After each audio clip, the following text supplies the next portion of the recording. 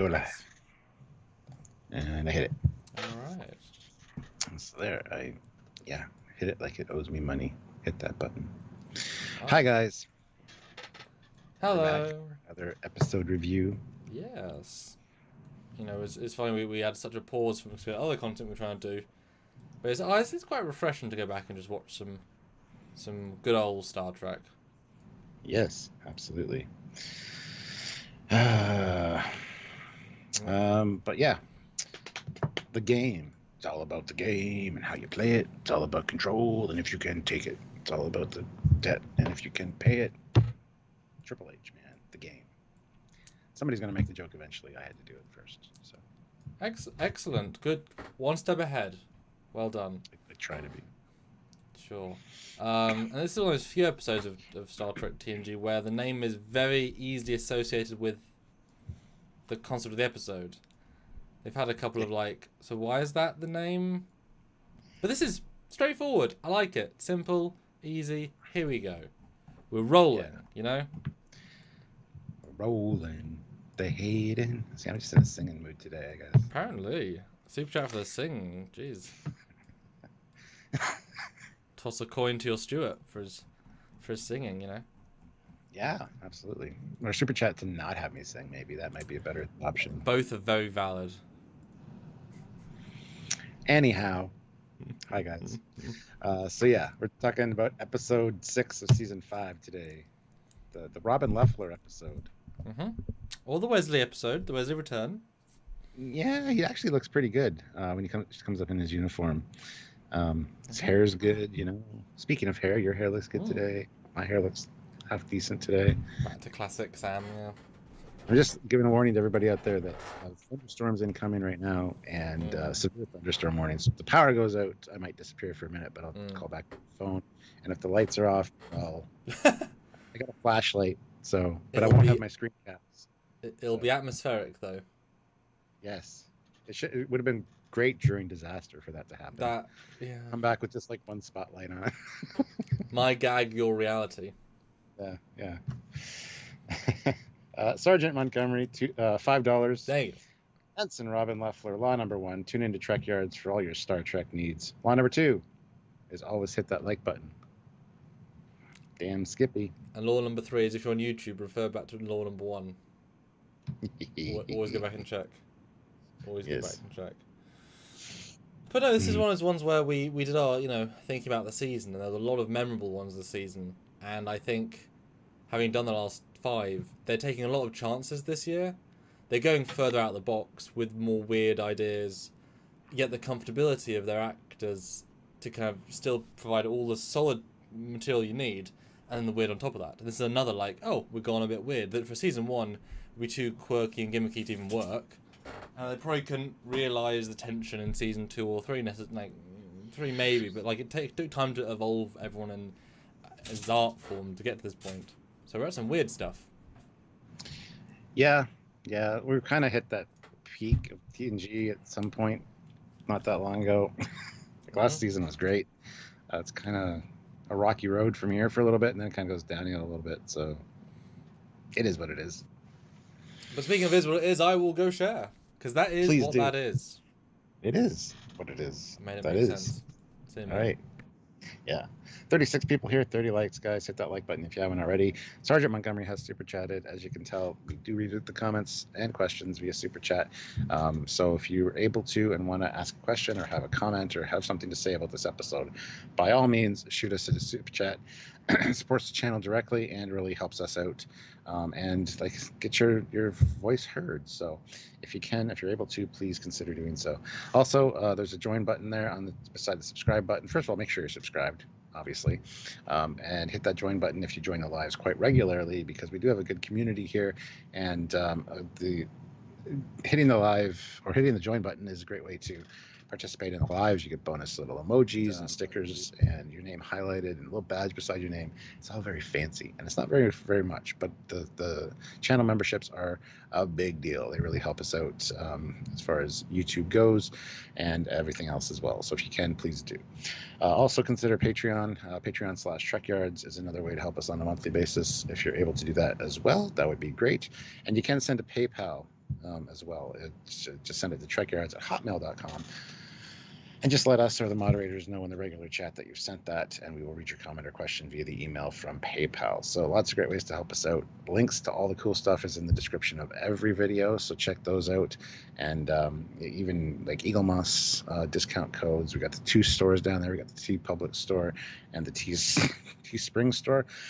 And the T Public store right now is having a sale, so 35% off everything, I believe. So go check that out. T Public, it's the new one down there. Lots of great stuff. You guys have been buying some really good merch from T Public, which we really appreciate. So if you can go check it out, if you haven't, please do so. It is a good time to buy right now because the sale is on. So go check that out. 42 people here, 36 likes. Hit that like if you haven't, guys. Much appreciated. But yeah. Hopefully everybody has had a good week so far. I mean, it's only Tuesday, so we got Canada Day coming up on Thursday, and then, you know, the 4th of July and all that American fanciness on the weekend. So hopefully you have a good week leading up to that, and a safe weekend, all that jazz.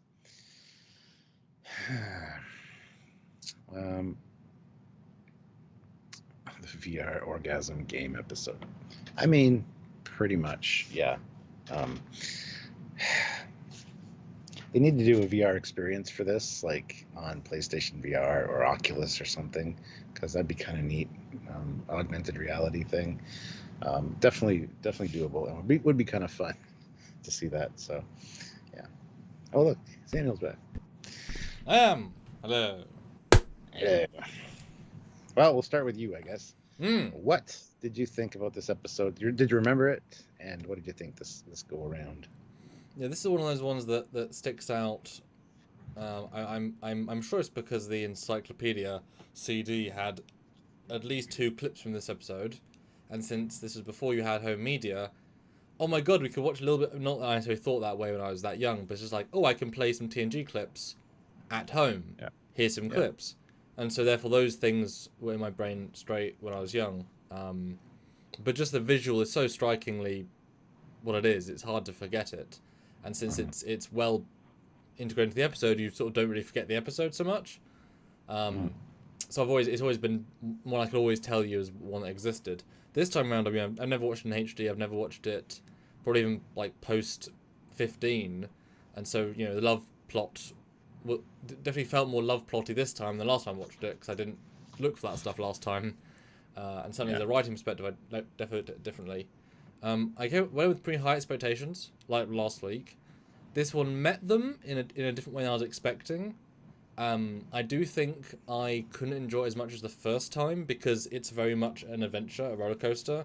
Knowing the end gives you that fun second watch value, but I couldn't obviously get into like the tension. But I could sense it was still there, even if I wasn't feeling it. So I thought they did a very, very good job with the tension, with the build, the evolution of the story. The scripting was very good. The fact that I didn't necessarily get the punch factor may have diminished it, my re-enjoyment. But there's a lot of nuance in this, and I think it's a very well constructed episode that uses the entire crew, lets Wesley shine, lets this newcomer shine. Everyone gets a little bit to do, and it's also a bottle show that feels a bit different. It's a pretty high tier episode for me. Very good. Well, yeah, that's the thing going into it for me. I remember the Lefler and Wesley stuff, most of it. I forgot everything else. I forgot how the things got on board. I forgot. I'm the exact opposite. Yeah, I forgot the Data thing. I remember the resolution with Data, but I didn't remember why he was out of the picture. So all that stuff kind of was like, okay, cool. So everybody did get a little bit of a chance to shine, but I think it's because we had the guest star of Ashley Judd. Although she wasn't a celebrity at the time, was she? She was just a guest star. Yeah, she wasn't a celebrity. I don't even know who she is now, really, for me. She's just the daughter of a celebrity. She was the daughter of Winona Judd from... Who is she now? I don't know who she is, apart from this, really.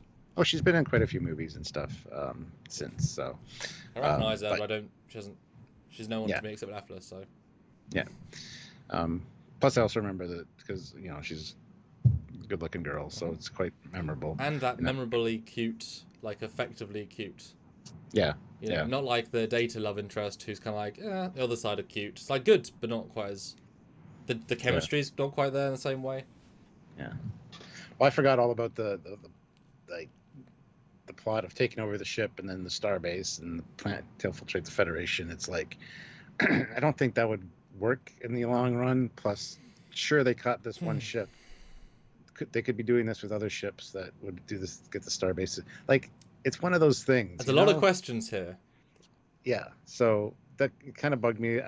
When you actually look at the episode, it's like, okay, if this was like a one-off little pirate, I mean, it might have been. It might just been just this one crew that was trying to do this, but I have the feeling it was this species or race of people, and I don't think they would have just limited it to one person that they hand this off to. Like, other people would have been getting these things, either on Ryza or elsewhere. I mean, do you want to get into that now then? Like, straight on that debate? I mean, we can, sure. Well, the very fact that the apparent head of the entire group personally gives it to Riker implies this is like the most important, and you could easily argue the first test. Well, she was the girl that gave it to Riker is the captain of the ship. Yeah, that's like the big payoff at the end. It's like, it's the same lady. I didn't think it was the same at all. Well, that's also the point, is that she's so like feminine and bouncy, and then she's like, But that's like, it's meant to be like a dum dum dum moment. Well, have you never caught that in 20 years of watching it? Oh, nope. Babe. Even this one, I was looking for it. I watched it twice. Babe. And when she came on later, it's like, that's not the same girl. Yep, but it is though. Trust me, it is. That's one of the whole big payoffs. That's because you're meant to forget her at that point, and so bringing her back it works very strong if you see her as the same person. But yeah, you're right. The hair difference does look very different. Yeah. But, the makeups. They also need her to be a different color. That would have been a bit more, have a bit of red alien would be like, oh yeah, red, obviously. But the fact that, like I say, she's the one that gave it personally to Riker implies to me that, it all starts here. And if you start with the flagship, you have the most chance of getting other places. If you start with a low-end ship. I'd start with the low-end ship. Take it to the Cerritos. They're least likely to figure it out. The flagship has all the best people. If the Cerritos infects the starbase or a couple of their friends on other ships, then other ships have it. It'd be more of a build-up than just the flagship. But if the flagship can't work it out, then you've got the right strategy. True. Go strong, go home, and then the flagship. You don't think Picard could walk in Starfleet Command and talk to the CNC if he wanted to, without an appointment? And so it's ballsy, but clearly worked. Very effective strategy. Although you got to imagine that there was some level of programming in the game. It's left effectively vague as to how much it does to you, because they're not just going through the motions. Riker and the team decide to take out data. Well, is that because the lady programmed them into the device? Is that because they're now converted? Like, it's well vague, but if they can still use a higher brain function fully, that means Picard can be all strategic, and it can that's the most dangerous thing you've ever seen, pretty much. Well, that's the other thing that confused me, is how are they getting the instructions? Like, are they talking to her behind the scenes, which they could be in communication with her after they've been hypnotized or whatever the hell it was. I thought it was kind of stupid. That was never clarified. But that's the beauty, that's the simplicity of it. There isn't any instructions. It's a game, it's addictive, you all get hooked. Once you're all hooked, you're suggestive, because they know data would stop them from playing it. So you go very simple with it, just they want to play it, data would stop them, and it, presumably it corrupts one thing of brain saying this thing's bad, and the lady obviously sends a signal to meet me somewhere, and you all say, oh yeah, of course. Like, you don't need any special signals in the first bit. Once everyone's hooked, they're easy for the taking. Mm-hmm. Like, it's wonderfully vague, but it does work. That the right amount of informative and not informative that you can easily pull what you think happened around that. Yeah, okay. Fine. Yeah. Eugene, though, 1,500 rubles. Thank you so much. Thank you. Never liked this one. It seems so season 1-ish. Yeah, I can see why you'd say that, but... What a compliment to season 1, though. Well, yeah. I don't know, man. I want one of these props. I want one of the... How many did they make? I want to get one of them, because they're kind of cool. but yeah, the way the game it looks, it kind of dates it a little bit. It looks like, pieces of like a Walkman, and I don't know. It's just kind of funky, but. I mean, so do their weird outfits that look, it's stylistically future. Like, for me, it still looks like, nothing really looks modern. I mean, the Tricorders have screens this size. Of course, they look thoroughly outdated, but it fits in the art aesthetic. And the fact that they went this ballsy with this full 3D is quite impressive. And it's not bad 3D. It's kind of like, it's Tron graphics, but the next gen. It's like, it's simple. The next gen. Yeah, but it's effective, And I use it just enough. Although it seems like a small point, but I don't like the fact that the wormholes, whatever, don't actually emanate from the circles. They emanate from they don't track them, so that they don't start. Like, I guess they don't necessarily need to. Maybe the orbs just come out of the circles, and the black yeah.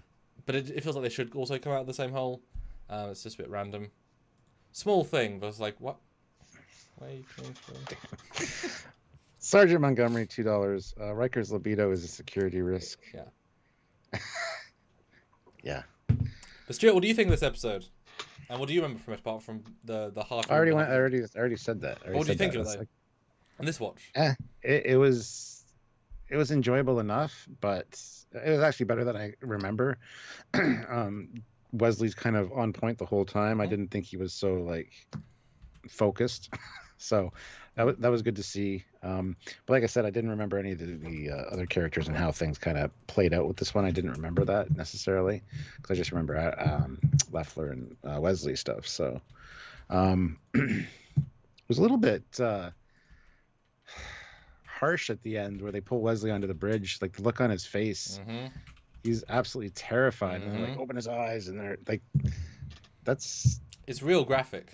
Yeah, that's not cool. TNG, man. It's they go full like apocalypse movie with the level. Yeah. They commit to this bit. They really do. So it ain't fun to watch. Yeah, I liked it more than I thought I would. But... I liked it more than I thought it would going in. I didn't think it was as good of an episode. But yeah, I mean, I was pleasantly surprised. So there you go.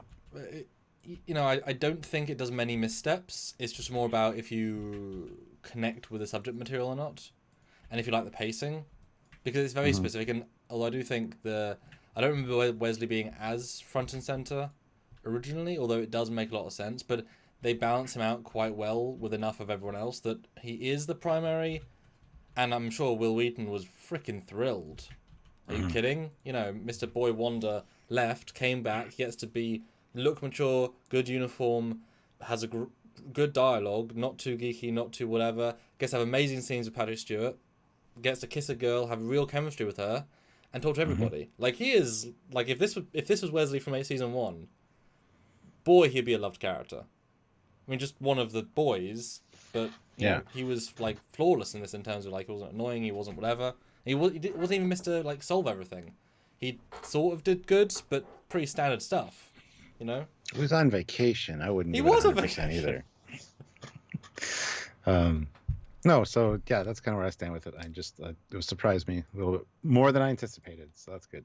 But first scene, we get an elaborate one take with a potentially dangerous stunt where the lady throws a thing on Riker's or Jonathan Frakes' face and it's fun. It's very unusual. Riker is since he just had several ladies' time events, especially with the lady on the colony. I guess this is his rebound girl because boy, that was like Riser. It is Riser, but I think now they're just like, we're gonna give Riker babes. That's just a thing. At this point, it feels like a thing. But it's a fun scene, and they have a little bit of chemistry. And she throws the comm badge out the window, but he goes for round 4 anyway, knowing he'll just pick it up later. And it's a weird scene, it's a long scene, but it pays off thematically very well. And all I could help thinking at the end was, why is there a standard desk fan, like ceiling fan in Riser? This advanced place is just a basic bitch fan. It's great. That's the thing that dated it most for me. Why is there just a fan? Space fan, come on. Yeah, I mean, seeing Riser again was nice. And when she throws the comm badge out the window, I would be pissed. Like, I like how he's like, I can't believe you just did that. And he got all serious for a second. And I'd be like, I'm going down to get it because Damn it. I know he is going down, but not to get the cop badge. Yeah, so. Um, yeah, and I mean, she puts it on after they jump on the bed. I mean, this is probably, like you said, round 2, 3, or 4. But this is something I'd want to do after the sex, you know? Have sex while you're lying there on your back, throw this game on, relax some more. Well, I don't know. I just like her context that she's so committed to this that, you know, this is theoretically one of the most sophisticated officers in the Federation. So the best way to, you don't want him to resist at all to this, because this is an all or nothing move. So she has to be absolutely, sex puppy, adorable, lovely, to make him fully relaxed. And even I think the combat was a way of like seeing, can I push him right now, and him still be like, oh, my charms, and then work so well that he just accepts it. And it, again, knowing where this goes, it's not as powerful as the first time, because the first time we're thinking this could mean anything. It's a very odd opening, but it's very like, oh, they've done Random Riser. I mean, have you seen Picard half naked with his book? Like, they do weird stuff. It's fine. Like, it could also mean nothing. So it's a well played tonal thing, and even not necessarily like creepy. It's a game. It's it makes them vaguely orgasm. It's fine. It doesn't need to be that. You know what I mean? It's a well balanced piece of concern and not concern. Fleetpot Swiftback, $2 just got here. I came on the wrong innuendo. That's usually the case around here. Yeah. But yeah, so I don't know. Yeah, it is an interesting, unique opening for sure. It's kind of doesn't seem very, what's the word? Dangerous or threatening at this point. But yeah, it's also it looks too simple, but I love the fact that she says that's level 1, and you expect level 1 as audience to be simple. So it again pulls you in. Later on, when it's clearly the same game, it never shifts, then it's more worrying. But again, it's a balance of like, okay, you can get more complicated, sure thing. Just more rings and more tornadoes. I mean, Nintendo Switch has worse graphics when that came out. I love that and then when they get to the ship, we're talking about how we got all the science teams doing their thing. 5 science teams beamed aboard. The quarters are filling up, so those empty decks, empty quarters that they have on the Galaxy class, this is what it's for, scientific research. They got a certain amount of time to do it, and I think that's great. I just wish we would have kind of seen more of that. We never really see any of that really going on. But did she know that there was going to be all these extra people on the ship? Because all these science people are coming on temporarily to do this 2-week mission or whatever, then they'd be going back to their ships with the games. So this is like quite a way to spread those out, so I don't know if she knew about this, but it's never really said, but it would make sense, right?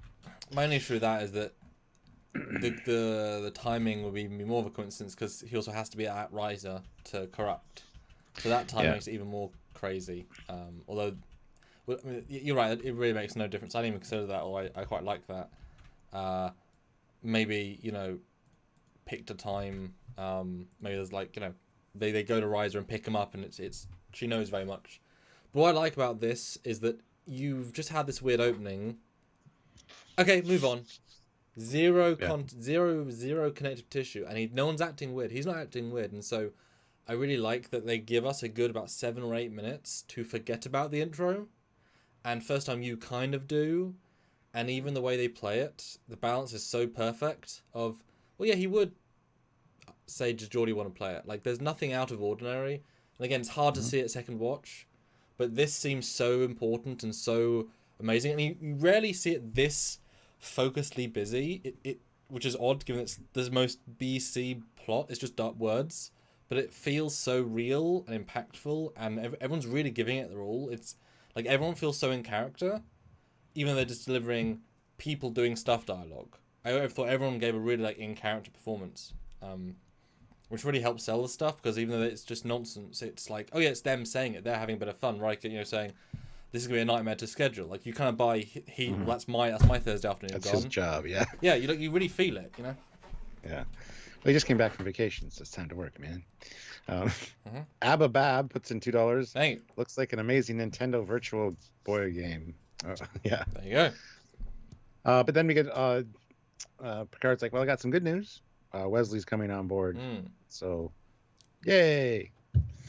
But yeah, then we get him talking to Geordi. And again, yeah, it makes sense. Although I want to see Geordi play the thing. He must take his visor off for it. I was wondering that, yeah. Yeah, because, it's never seen, but It's would be implied. It's like with the aliens on the ship. It would have been nice to see like, the Klingon version, how it was modified, etc. They kind of brush over a little bit that it's every race. Well, I can imagine that it's been designed to work on every race. I mean, if you only get one chance, do it right. The thing can modulate based on brain chemistry. But yeah, it's super subtle. I thought it was a bit odd to introduce Lefler without a rank. They use first and second name, which normally you'd say this is Ensign Lefler. So I thought that was an odd way of, it's to tell the audience subconsciously, oh, she's really important. She gets a full first name. Yeah. Because, Geordi's like, Robin Lefler. And he's like, of course. But yeah. Okay. Robin. Yeah. Yes, William? What? But it works, so it has this unique chemistry. I like that we're bringing her to the foreground because she's going to be a specialist on these missions. She's got multitasking. She's a right-hand lady who's good at this stuff, but she's not. And I remember her being more talented than she is in this episode. So I kind of like she's not specifically amazing. She's just really on it right now. She's like clearly raising to the challenge of this situation, which puts her in the foreground of Wesley. So I thought the balance was really good there for her. And even the idea of she's multiplexing the sensor array so that multiple teams can use it at the same time. It's a great idea. Small little thing, kind of gets glazed over, but I love that. Yeah. But yeah, he's like, you want to try this game out? And he's like, I got shit to do. Run a test in 10 minutes. Can I? He's like, yeah, no problem. He doesn't force it. He doesn't come across as, no, you got to try it right now. So that's good. It's, again, feels very natural for Riker. So. And it's really fun to see the performances of them knowing they're evil. It's subtly different. It's them, but they are adding something. And I love, as soon as he turns, his face falls and looks dramatic and a bit annoyed. It's an instant like, fuck. But it's not enough to be like aggressive, but it's a visible. That was, what I mean? It's a good acting choice. Another little good acting choice. Something I didn't even notice, but you're right, absolutely right looking at it. So now this is a scene that I never thought was as erotic as it really is. This is like, Marina must be like, are we having sex in this scene? What's happening? Oh, what? But it's very erotic, this scene. At least the way it's presented. It's very confusing.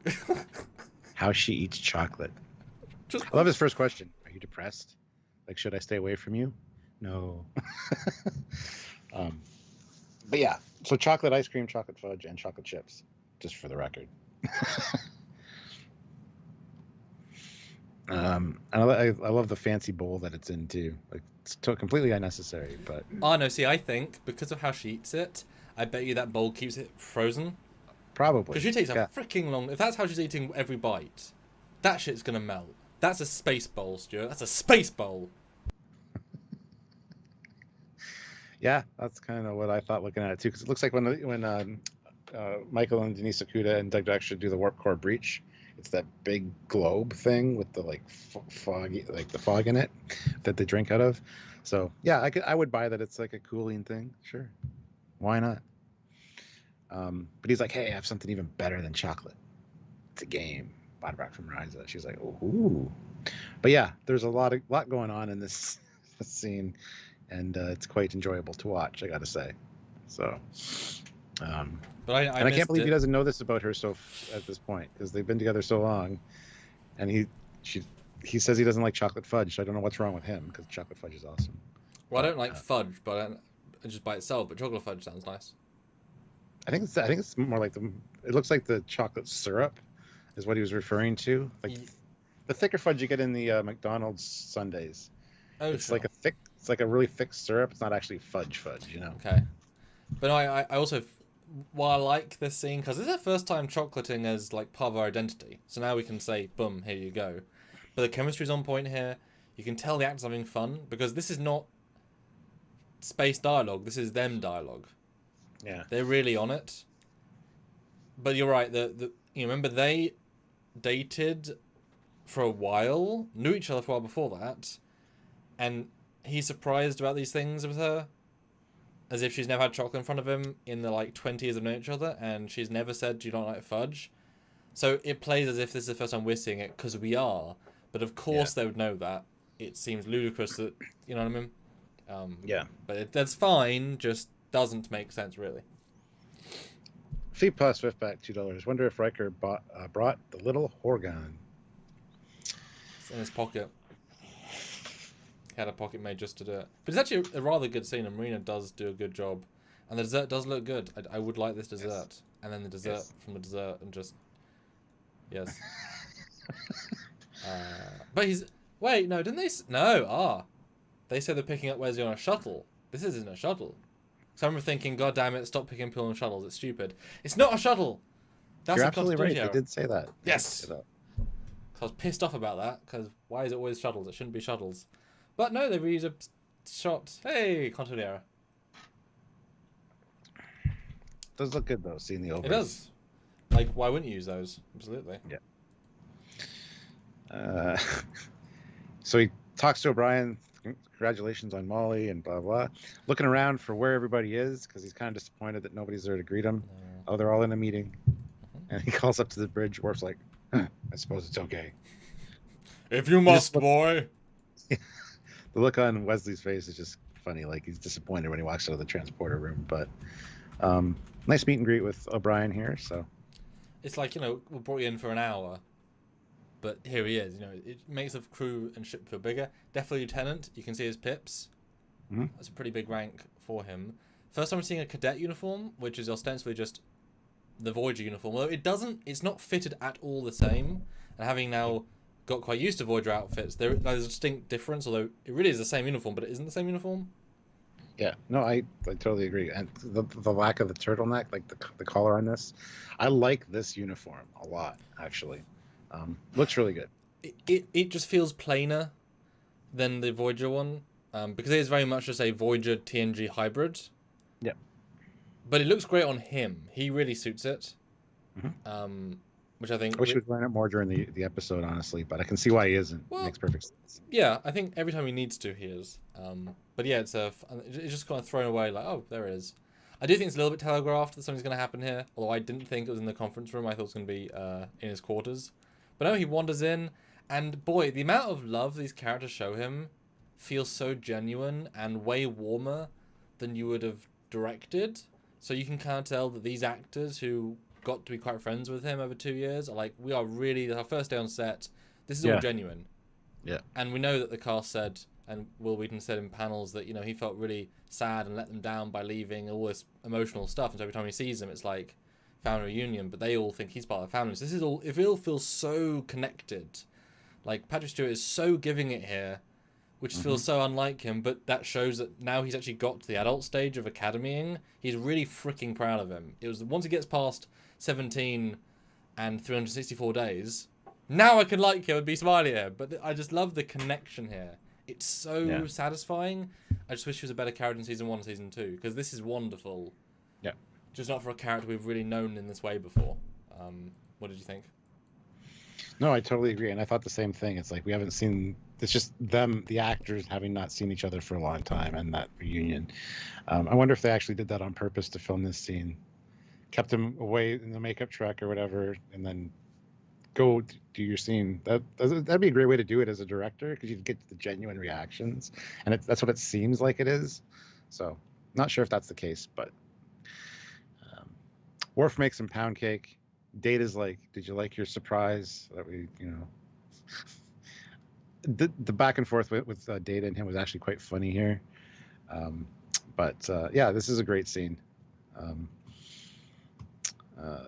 then basically, and I guess they don't have holodecks in Starfleet Academy, because Riker's like, "You probably just want to sleep and spend some time on the holodeck," and Wesley's like, "Yeah, I do." But he's going to help out with this project they're doing. So yeah, that line confused me to no end, because you know, William T, that I can make you guys the holodeck.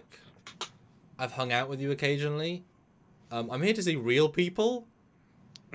Yeah. I can holodeck anywhere on the Earth. Like, we train in them. I found that line very odd. I kind of wish he dismissed it, saying, "Oh, But I guess you could also argue these are the most advanced holodecks in the fleet, except like experimental ones.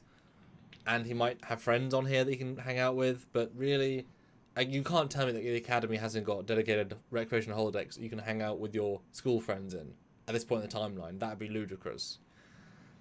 But I mean, it makes sense from a general sense. But just like, come on, I want to talk to Geordie and eat a Worf. Yeah. Weird. Yeah, it was a weird line. It struck me as odd as well. But then they leave, and Crusher's like, so what about this game? Let me show you. So wonderfully subtle. It's you think it's going to be bigger, but it holds back still, because there's no reason to think it's sinister necessarily. I think at this point the audience has already forgotten the slight sinister tone the other scene had, just the subtlety of it. I think we're just like, oh yeah, it's a game. It'll be some other thing. No, it's well played. And the walk in the hallway with Data is really, really good. Great dialogue, and the fact he's like saying hi to everybody basically as they walk by, and people are like, "Oh, he's back." I didn't notice all those, but there was a couple of like, "Oh, extra, hello, extra." Yeah. And for some reason, I guess because I'm assuming because they want a longer walking tour, but they deconstruct engineering and close the blast door so they could walk through engineering. Yeah. So used very infrequently, but it does feel like because they are doing a different run through the corridors, it feels like a different corridor walk. Because this isn't the standard corridor. It's quite cool, actually. Yeah. Talk about practical jokes, and got the guy back, and Data's like, "Good for you." And then the social gatherings thing with Data, he was good scholastically, but socially he wasn't, having a good time. Plus the mention the Sadie Hawkins dance thing, and we still do that. And the whole thing that his mom is the dancing doctor, but he never caught on to dancing. And Data's like, "Well, I can teach you. Like, how's that going to work? Is that going to be any better?" Data does say he made a routine, like a program with all the whatever. But there was a nice little moment referring back to when, she taught him to dance in Data's days. So that was really nice. The person who directed this clearly knows the show really well. You can it's oozing its own chemistry. But that's him humoring Data to the nth degree. Yeah. Not that he was in that episode, but but it works. It works well. But again, I like it because it's a scene that is throwing information at you that's irrelevant to distract from the early stuff. Because if so much is happening, then you're not. Then what's important, what's not? I don't know. Moving on, and so it's But it's not wasting time. Because you learn about a bit of Data's academy life, you get how they vibe together. Like, that's really interesting. It's really super contextual, so it's characterful. They're not wasting any of these moments. They're real scenes, which is rarely done. It's good. Yes. Shows up in engineering. He's got to do his thing, and Lefler's like, "Do it manually." He's like, "What?" I don't know. This was kind of. "Oh, this is so, you're kidding. The computer has to do this." She's like, "No, look." And then it's funny because she does she mentions law 17, when all else fails, do it yourself.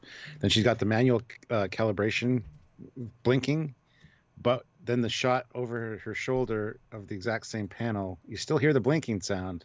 So she should still be saying it. It's not in that space. Just saying. That's a little thing that bothers me because I like L cars and I notice that kind of stuff. But anywho. Yeah, my only slight annoyance with that L cars is that he's saying, "Oh, this thing is this," but they're just blinking buttons. Like, there's no until happens a little all the time.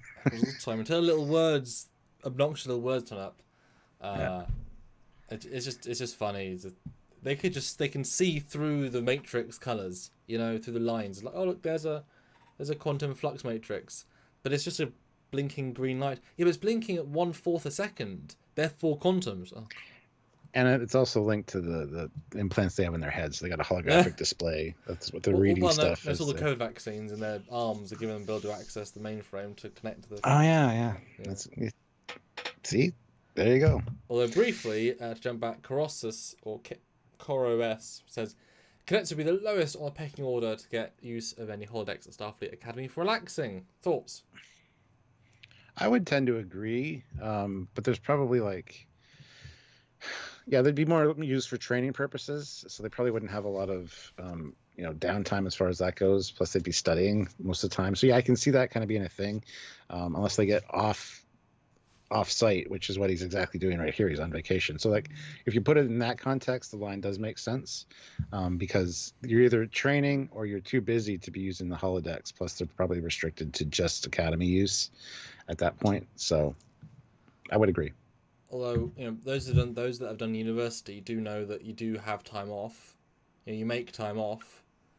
But you go off campus to go to a holodeck suite. Yeah, I'm saying it's not that you have no time. It's limited time, sure, and but the only limitations in holodecks is power, because it's a lot to generate. But Earth has unlimited power grid, because of course it does, and of course yes, the academy ones. I wasn't saying they'd use the actual academy training simulators, but yeah, I'm sure there's just holodeck warehouse bars down the street, and you can rent time like the holosuite in DS9, run by civilians, where they're allowed to go into Starfleet's mainframe power, so they can use them, and they get the cadets drink there and get the ambiance.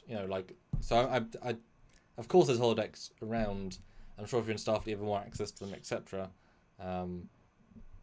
Maybe not as advanced as the Enterprise Ds, but given there's 1,000 people here, the chance of him being able to book a holodeck to himself in his week here is very slim. Because you're really thinking you can be able to book a holodeck like even a week in advance on a ship this big, this many people? I doubt it. These things are booked solid. You have to book in advance unless you're a senior officer. Just take one, But maybe on a busier season like this, they're not as busy. But then you would put the families. I've come off my 13-hour shift. I want to go hang out with my wife and 2 kids on the beach. Well, that's the holodeck. And there's only 10 holodecks, 12 holodecks, and you can have so many people on a holodeck before it stops. But the thing is, too, if you have a holodeck at your disposal 24/7, 365 days a year, you're gonna get tired of it pretty goddamn quick. So they might not be all totally booked up. So I don't have an issue with that at all. Plus, he's the son of the chief medical officer. There's probably like the senior staff one, like you said, where they can have some chances to get in there. Yeah, but because they've all grown up with holodecks in one form or another, it would just be like going to the shops. It's just a standard activity. It's not a special activity anymore. It's just part of life. I want to go play part 76 of my whatever program, or I want to go do archery. It isn't a special thing. It's a gym. It's all these things in one. Like I'm sure lots of people have every Thursday at 2 p.m. to 3 p.m. booked, just on rotation. But there's so many people is all I mean. How can you even picture 1,000 people, all wanting use of it in one form or another? I'm sure everyone uses it at some point. Yeah, but I mean, it's like you having a PlayStation. I don't use my PlayStation all the time. You get sick of it. You don't, play it all the time. You don't go to the arcade at the mall all the time, even though it's like just down the street. You get used to this stuff. But imagine an entire university campus having one PlayStation. Or 10 PlayStations. It would be booked all day, every day, because enough people would want it and want to book it far enough in advance.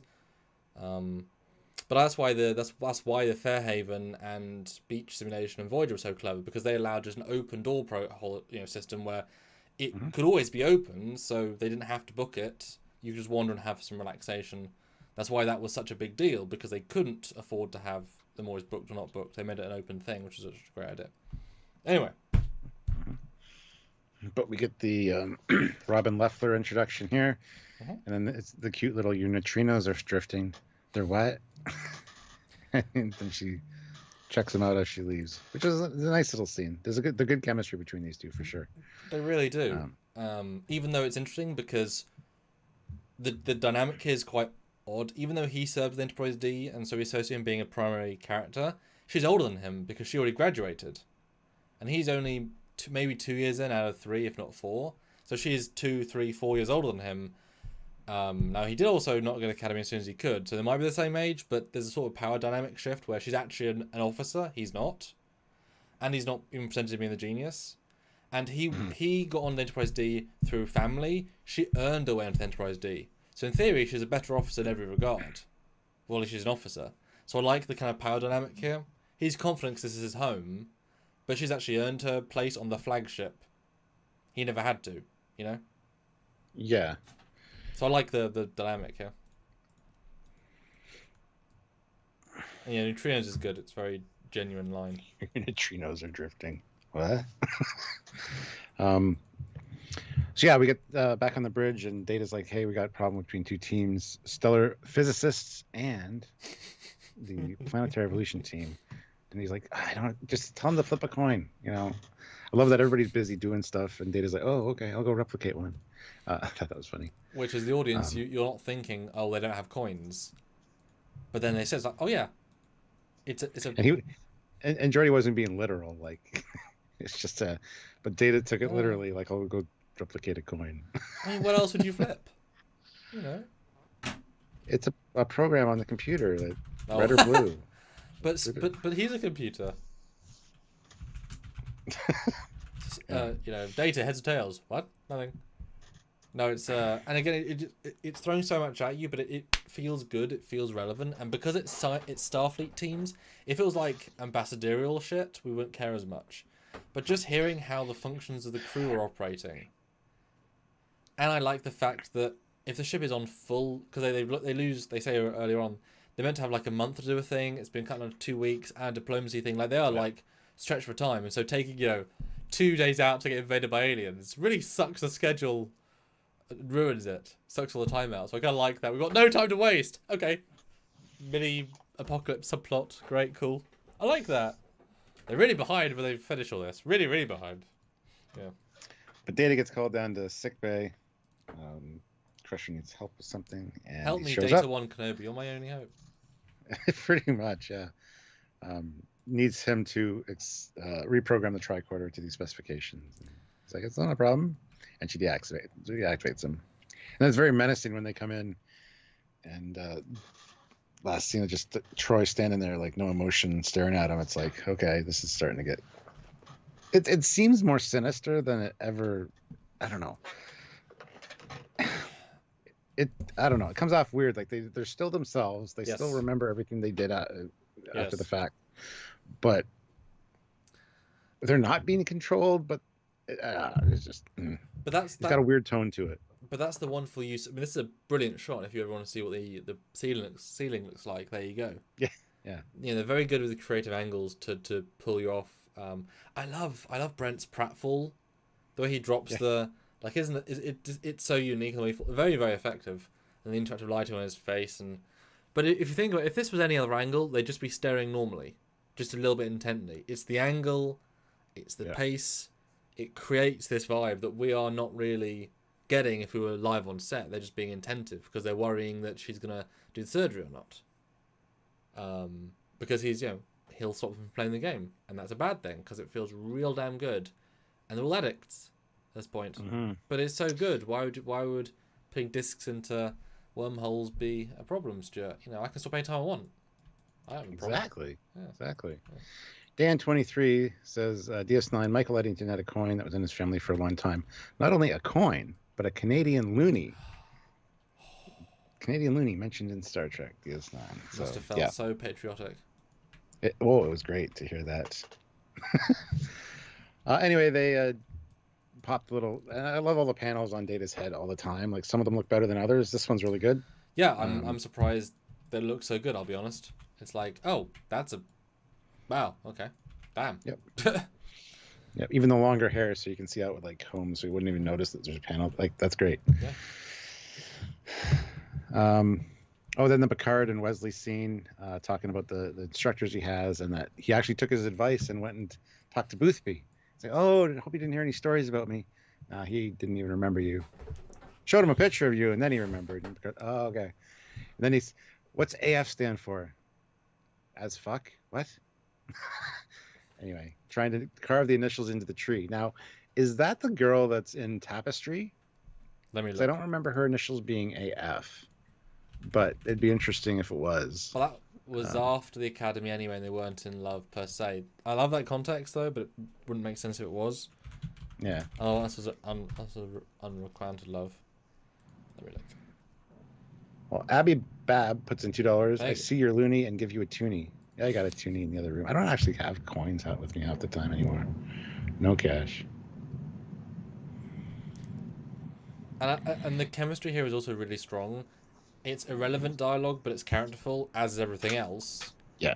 Although, because we are obviously as part of the overall universe, I'm thinking, oh no, we did already see Boothby, didn't we? Oh no, we didn't.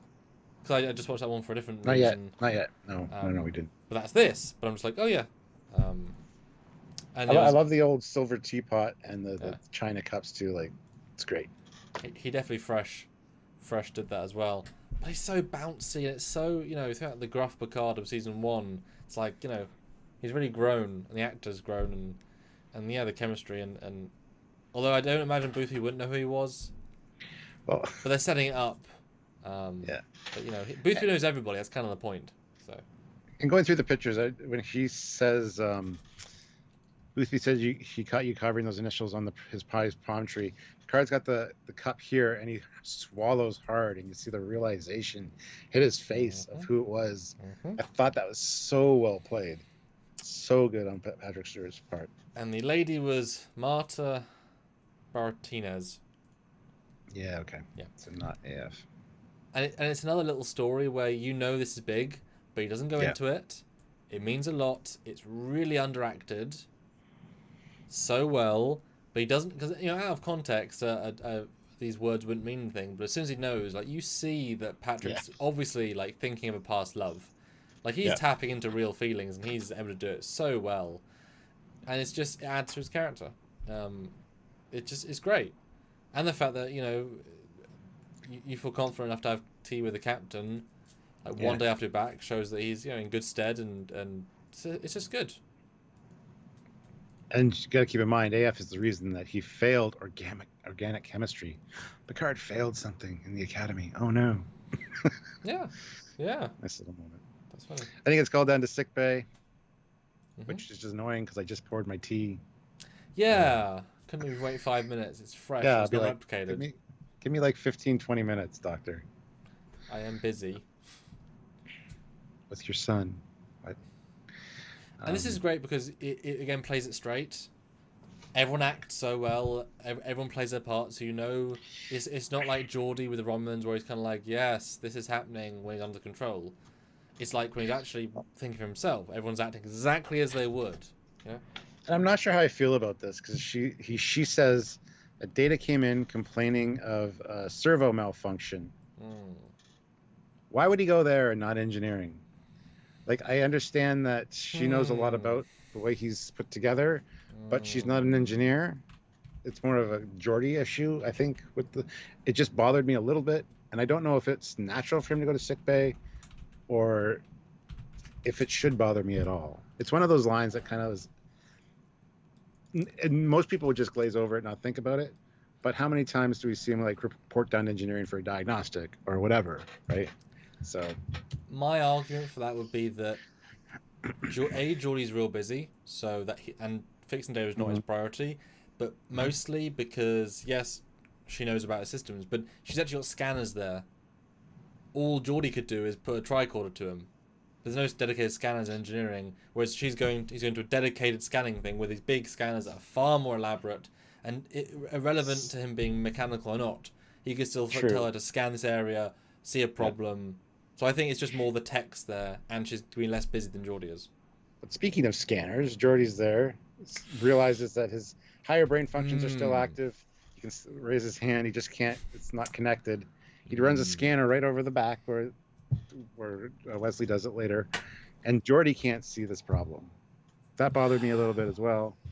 And then Riker's idea as well, he always runs self-diagnostics and stuff, so we should go check his records, just see if there's any thing, which is great dialogue, but it bothers me that then Wesley, I know he's looking for something specific, but so is Geordie at this point, because he's like, he even makes the point of saying his higher brain function's fine, it's just like he's not connected to his body. So he would have scanned the same thing. He probably knows Data's anatomy better than Wesley does. Oh god, yeah. So that kind of bugged me a little bit, unless he's already been affected by the game. No, he hasn't. That's not yet. See, that's the thing. This is yes and no. You got to think on this level that they're all working as their normal selves. of all the people in the world, if I was told to name a ship you couldn't name, I could do it. Because I know you. And so they concocted a plan knowing what Geordi would look for. So she's done something specifically knowing what Geordi will not discover. Specifically. Okay. She knows him, she knows Data, she's had at least a couple of hours to plan that. It's a specific anti-Geordi mechanism. Specific. So that's why. It's not some random people. It's an anti-Geordi method that works. So I'm absolutely fine with that. In this one specific situation, it fits. Yeah, I don't quite buy that, though, because of the things that were cut specifically. I think Geordi might have been affected by the game at this point. We know Picard isn't, so they're just putting on a show for Picard. Well, no, because he's in the crew quarters in a minute, and then he says, "You should play the game with me." That's the next scene. That's how we know. That's how we know because Riker suggests going to the crew quarters, which is how he gets Geordi alone to then do the game. That's right. So it's also about having people and splitting them off because they don't want to force anybody. It's super organic. That's kind of, they're not in a hurry. Gotcha. Like I say, but also I think it's because, like I say, Riker's trying to push them to the next strategy. So they're kind of, there's so much happening that they're not focusing fully, and so it's like we'll look for something. It is almost more likely if Data's just working. It is more likely something in his quarters that may be disrupting his positron network. He ate something weird. Like, so there's a clue. Let's go find a clue before I just deconstruct him for the next 10 hours. That would be quicker and easier than deconstructing every part of him, knowing he's made up of billions of parts, small parts. So yeah, it's clever because it works enough. It actually makes sense because it was a deliberate sabotage. He's looking for something that could just be like a failure. Yeah. Because it was a servo problem. So he's looking for those, not necessarily. Okay, I'll totally buy that. I'd forgotten that the next scene was the it's a clever episode. It really is. It really is. There's a lot of small stuff to it. Paul Graham, $5. Paul! Thank you very much. I agree. At OC Scout Guy. This is Ashley Judd at her very hottest, and I wish we had more of Lefler in the future. Love of the game, exploit, but non-humans. Yeah, I wish we had more Lefler as well. She was in at least one other episode earlier as like a background. Maybe two, but definitely not enough. And I definitely would have liked, although it would have changed the menace factor and changed the focus. It would have been nice if at a certain point Picard and Riker say, "This won't affect non-humans." Okay, round them up, and then you see a scene of them at phaser point dragging them to the cargo bay. Then you could explain a thing, but again they would plan. They would know the Enterprise is at least basic crew complement of like, okay, probably have some Bolians, some Andorians, some though, you know, let's prep according. Yeah. 98 people watching. So thank you guys. 79 likes. But guys, we need at least 3 times the super chat, so please put in your thoughts, comments, and questions. We're already an hour in, and you know, let us know what you think. But hit that like button as well. Yeah, super chat your thoughts, whatever about this episode. Comments and questions too. Absolutely. So they go to Data's thing, check out all his personal records or personal files and his diagnostics and stuff. Can't find anything. And Breaker's like, it's okay, you know, if anything changes, Crusher will let us know. But you look like you need to take a break. So have a Kit Kat. I was thinking that, you bastard. My only issue here, and this is one of those ones I don't like you had the issue with the last scene, he has the most cursory look at all these things and exclaims them fine. Bullshit on that. You haven't... Oh, if you've been there for an hour... If there's any issues or something that could... True. If there's anything that is an anomaly, it would be in a specific file, exactly where, you know, like... He's probably got one of those files, and Geordi would know that. So I don't have an issue with that, but... But it's seconds. It's not even tens of seconds. He goes through it in seconds. He barely opens the C drive and says, "Oh yeah, all the Windows programs are working," but you didn't actually click on the program folder. You just clicked on the C drive. Like it's too quick. I gotta assume they've been looking for at least like an hour. That's just him summarizing. It's just it's not played that way, but not a hard justification. I think there's a little bit of a lead into that's the case at times past. With the focus on the tricorder, like because they start the scene with the tricorder. Like they've been scanning the room or Yeah. scanning the files or something, and It's just not Jordy's quite. just doing the finishing up and like or closing things down or whatever. Yeah. So, Matt Boardman, $10. Matt Boardman. Thank you so much, Matt. One of my favorite parts of this episode is Wesley's escape. Wish we had seen a little more of that kind of stuff in TNG, since the ship is so big. But that's for later when we get to that point. Yes. I mean, why didn't you climb up the turbo lift? You know, roller coasters. They're just waiting to be used. You know, could have gone anywhere in the ship. I love that. There we go. We'll talk about that. Yeah. We'll get there. Thank you, man. Then we get a cute scene, and I appreciate only now she brings up the rules are, because you know it's going to be a thing, but it doesn't ask for it away as a script would normally call for. They allow it to breathe, and then it comes across. Although I find 102 rules in, you know, many years of life, not that many, really. But again, how do you remember? All of them are duplicate. They fall into one rule or another. Fair. Yeah, I mean, you know, rule 76 is don't eat pineapple shells. I mean, it's very specific, so it has to be exclusive. Like the rules of acquisition before the rules of acquisition existed. Yeah, but it's a nice, effective scene. I don't remember what they say. She clarifies it's her personal laws. So every time she learns something essential, she makes a rule about it so she doesn't forget. So. Did they say something else as well? Oh no! Then you get a really cuteness where he's like, you know, I really need to go to something else, and I looks at her like, but I don't want to leave you. You're hot. And it's exactly the amount of seconds to breathe as actors. And then he also asks how she knows so much about him, and she's like, I have friends at the academy. Like she's been keeping tabs on him because she asked about his birthmark. Yeah, and that comes up and is never quite resolved, but it resolves in a funny way rather than a resolving way. So it's but the thing that made him ask that was she says about wondering how he got the antimatter regulators to spray chili sauce on the guy that's the payoff on a thing that's just a story that we don't care. Oh, there's a payoff. Yeah. And yeah. So anyway, he's like, you want to join me at 10 forward, 1900 hours for a coffee? She's like, no. I'll join you for supper though, or dinner. It's like, yeah. It's a really great scene. It's really good. It's legitimate chemistry, and you certainly. Yeah, I mean, it makes sense that, you know, the protege from the Enterprise would make waves, you know, famous. Yep. And therefore, you know, I'm going to assume this guy that pranked him for a reason, and therefore he's quite a big guy in the schoolyard, and so to prank him back with a really smart prank. And because if they're all science majors, their pranks are probably quite high end, and so if he can prank even higher end with antimatter, it's not a hard story to whatever. But I just love the chemistry of this last moment. Just like he's grown so much as a person and a character. He asks her out, and she ups the stage saying, "Yeah, I'm not. This isn't a little quaint coffee. This is a dinner date or nothing, boyo." And but it feels so genuine. It's very well acted. Again, I'm sure Will Wheaton was thrilled with this. Yeah. If only the rest of his time was like this. Yeah.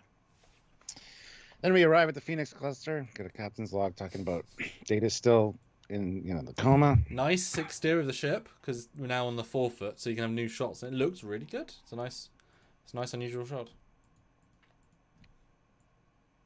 Yeah, I love seeing new angles of the ship. Speaking of new angles of Crusher, we see some of our O faces, an angle we never thought we were going to see in close up. Yeah, and gets caught off guard by Wesley. Even though she's literally waiting for him, but yeah. She's like, oh, this was actually meant for you. I'm kind of embarrassed. There was just so much fun. Although meant for him from who? The way she says it's not... Huh? Maybe from her. See, that's not... I kind of assumed it wasn't because she's like, oh, it's meant for you. Yeah, I was going to give it to you, but I thought I'd try it. That's how that comes across to me. But like, welcome back. But I would have thought you would say, I left it for you, not it was meant for you. Which I think is a funner way of saying, like, Riker knew his boy genius, I need to get him on side. Which I think, but because Wesley isn't thinking about that, it's just a present from one of the crew. So I took it as more of a deeper thing, but again, we brush over it as we should, as the characters. But again, she's able to act well, she's not too addicted yet. They also get worse later on. She does manage to swap to mum mode, and they go back into game and not out of game very organically. She's still able to react to him as a son. Well, I find it odd he has so many clothes, given that he moved out like 2 years ago. But all I got on board was the little round tube thing. yeah. I mean, don't need to take away clothes. Yes, he hasn't grown in 2 years, has he? No, of course not. Number one special, $5. Thank you. I got paid, so you get paid. You also asked nicely. Oh. Sorry, so little, but hard times. Ooh. I can't contribute as much as I did as in the past. That's perfectly fine. Thank you so much for anything. And good to see you again. Yeah. Number one special. I don't know if you see. No one special. We prefer the positive, because you are Yes. special. Yes. No, thank Gareth Rooney, Ooh. €5. Boothby doesn't remember Picard until Wesley shows him a picture of Tom Hardy. That's great. That's good. This guy, you know. Oh, no, I don't recognize him. Oh, hold on a second. And then it cut, and then it's like, what about this guy? Oh yeah, this tapestry actor. It's like, which me do you Wait a remember? minute. I remember him having hair though when he was younger. This one's bald. Mhm. What's going on here? Yeah. That's good though. But yeah, he's late for his dinner date, and he does call it a dinner date. So I like there's no like, everyone knows where we are. And she has the most amazing mum line that in any other episode would be good as well. Look, just ignore the date, take her back here, and we can all play the game together. You know, your date, you and your mum. And he's like, Mom. Because that's what you want to do on your first date, play a video game with your mum. Cool kid right there. But but it works on every level. Like, you imagine she may have suggested it if it was just like, oh, I've got some Eldebrian symbols. Do you want to come play them? No, Mum. I also like that she just like, fine, you can do it later. Also, she sets it down. She doesn't like try to put it on his head when he's looking for his clothes or anything like that. Like, and it's played very innocently. And the way she hugs him, they're always in her hand. You're wondering as the audience, is she gonna like say, no, just put it on right now, put it on right now. But it has that absolute line. Yeah, it's very, very good. Yeah. And then you get great outfits, although it annoyed me that she didn't have a comm badge on, because if he has it on off duty, she should have it off duty. But that's because he needs it later and she doesn't. But I wish she had a comm badge. That bugs me. But that's a small thing. But yeah, it's another. It's a choice though. He's off duty. He just wants his comm badge. She just decided to look really nice and didn't want to put it on. No, yeah. But I was just like, well, there's a reason for a comm badge discrepancy here.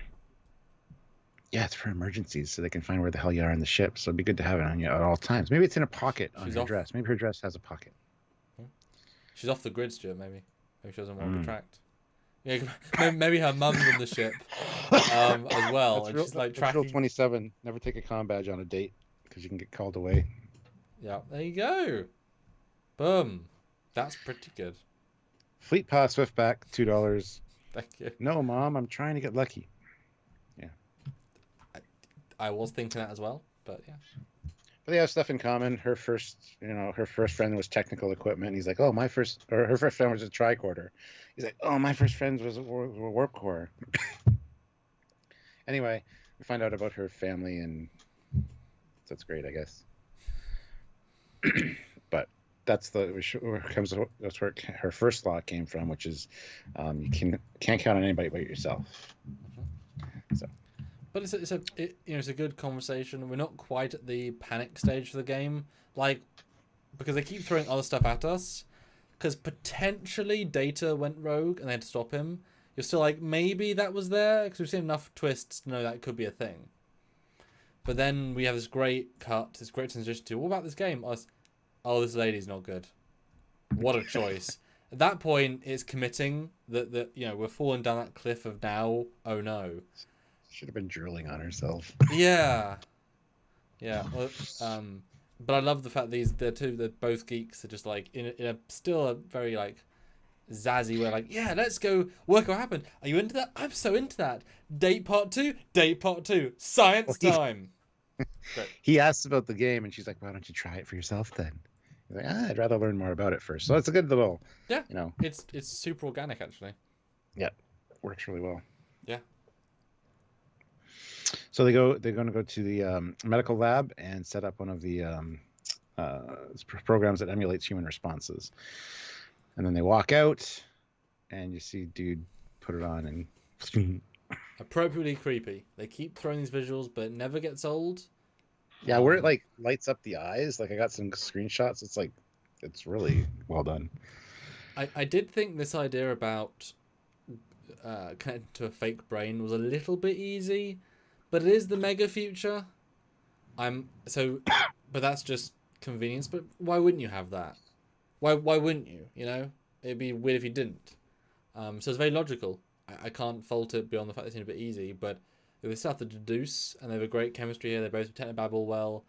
I think Will's a little bit tongue-tied with a few of these lines. You can kind of tell he's trying, but he's also deducing. So you could argue that's him like really like committing to the moment. But it's just fun to see two people looking reasonably good in their outfits, doing weird mega science, and being concerned. It's again a very effective scene. So it's basically releasing like, feel-good drugs in the brain, and it's also affecting the higher reasoning centers. So, which they don't know what that means, which I like. Yeah, we can tell it feels good, but it's doing something else, and probably bad, but we don't know. Yeah. Yeah, I love when he says whatever this thing does, it must feel pretty good, and she's got this huge smile on her face, like she's like, yeah, it looks like it does. Area 51, $5. Thank you. Wesley. Hey, Jordy, have any good advice for my date? To burst out laughing. Sorry, man. Yeah. Well, that would have been a good scene, actually. Especially as he knows Lefler more than he does. But no, it's good seeing good graphics. Then he goes, but then they say, right, we're going to, next thing, go straight to Captain Picard, which most people wouldn't feel able to do. So I kind of like the straight thing, because they just had lunch like today. But he goes straight in. I love the subtle but visible turn with Picard, and you can hear the sound of it putting the thing down, but it's enough if you're not thinking about it, you do miss it. But again, in a rewatch, you're looking for everything that's a hint, so it's different on a second watch. But Picard plays it straight. He doesn't give his hand. He doesn't even react, which I think is also part of the problem. When he says about the thing, he says very muted, because he knows it's all give or take. Like he has a. So I love the acting here, but it's full investigation. Full investigation. Yeah, it's very subtle. Very subtle. But there is a little bit of. Have you seen the game? He's like, yes, I've seen it. And he goes, I've been looking into it. I've done some tests, and Picard like sits back, like, here we go. This is gonna be a problem, isn't subtle. it? Yeah. Yeah, and he says it's psychotropically addictive. He's like, addictive, and then he leans in because he's not sure what he knows exactly. It's so well played. It's such a great scene. Because he does feel off, but it could just be, well, this is off-duty time, give or take. He could be tired. He could, there's a billion reasons, but one you really know, it's like, he's not firing his normal cylinders. And then he leaves. You think we're in a good place. Has a turn, an organic feeling turn, puts it on, and then a real close up on his paws. And it's like, if you ever want to see Patrick Stewart's face, there's the shot. I am no case of work. I'm wondering if the script said, and now orgasm slightly, because he doesn't do that, and that's the whole point of the game, is to, although arguably each person plays it better or worse. So I kind of like, but I like the restraint here, because it changed to the sinister vibe, while not being like, horror look. It's a good balance of, this is bad, which we know it's bad, but it's not overdoing it. Then we get the Chief O'Brien point of view. Very effective. And I love the whole, have you tried this? Oh yeah, it's great. It's good. And then Wesley comes in. It's like, oh my god. I love that their plan's coming together now, and they're kind of doing their thing. So. And everyone except one barman is wearing it, but they never focus on anybody. But you can tell it's the point of transition has now gone, and now this is now widespread enough. It's a problem. There's two lines here that bother me because they're not well acted on her part, unfortunately. There's actually this is now ends up being quite a lot of dubbing from her from now on. That might be why. Well, yeah, because she's like, I hope he makes a shipwide announcement, and she like goes like that, and then because this thing is really starting to give me the creeps. It's those two lines aren't delivered very well, and I don't know if it's just an off day or whatever, but kind of bugged me a little bit. So. Although maybe she's just so good that it's a bad line and read. Maybe. And this creepy lady's like, "Did you forget your game? You can have mine." It's like, she said no. Such a wonderful addict. Like, again, we've now crossed over into a different sort of episode, and it's very effective. But I appreciate even when it's like, no, shut up, go away. She doesn't react like you're the enemy, because they are just addicted to a thing. She's thinking, oh, you'll enjoy this too. There isn't the malice factor that's quite there. Yeah. So it's still on this line. Although I don't know why Lefler stays in 10 forward, given she's surrounded by drug addicts. Why wouldn't she be in her quarters? I know for the visual imagery, but if she's being asked about the game every 2 minutes, at some point she's, you know what I mean? Like, it's a weird thing to stay in 10 forward or to go back to 10 forward. I guess you could argue Wesley was like a few minutes, but a public place does not seem smart right now. Just saying. Yeah, then they figure out the only person that wouldn't be affected by this is Data, and he mysteriously, got to check him out. So ain't no coincidence, yeah. Turd Ferguson, $5 at Trekyards. Where was Guinan during this? Geordi's date advice: reprogram the holodeck avatar. Oh, you mean woman? Sorry, bro. Guinan might have just been in her quarters. She might have been off. Like, she's just not. Maybe she's hanging out with the game in her quarters. Who knows? Yeah, I don't mind if she was either addicted or not, or she could be doing one of the science things or off at a starbase. I'm sure she has more of a life than most of the crew have, given her a long life and knowing people. So that could be part of why she's always, she's never around, because she's just off doing other things. Yeah, she's only a temp bartender. Yep. All right, so they scan Data. They find the cut wires, little tiny wires. It's surgical. Surgical precision. Which I like. It makes Gates seem even more impressive, because those things must be microscopic. That's like, damn, you done good. Bad, you done good. But it feels natural, and once they, are looking for the right thing, and then, like I said, sabotage, not disruption. It's very specific why and what he can't do. Yeah, it's good. And I just like the fact they're wearing off-duty uniforms that are still relatively future-y looking. It's an effective sort of. And Brent's just like lying there for the whole scene, just getting his paycheck one day at a time,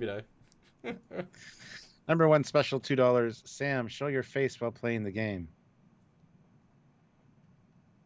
Oh, I keep losing. I'm the guy that never wins. Just disappointment. It's like, oh.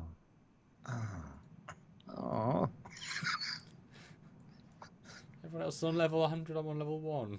Why? I suck.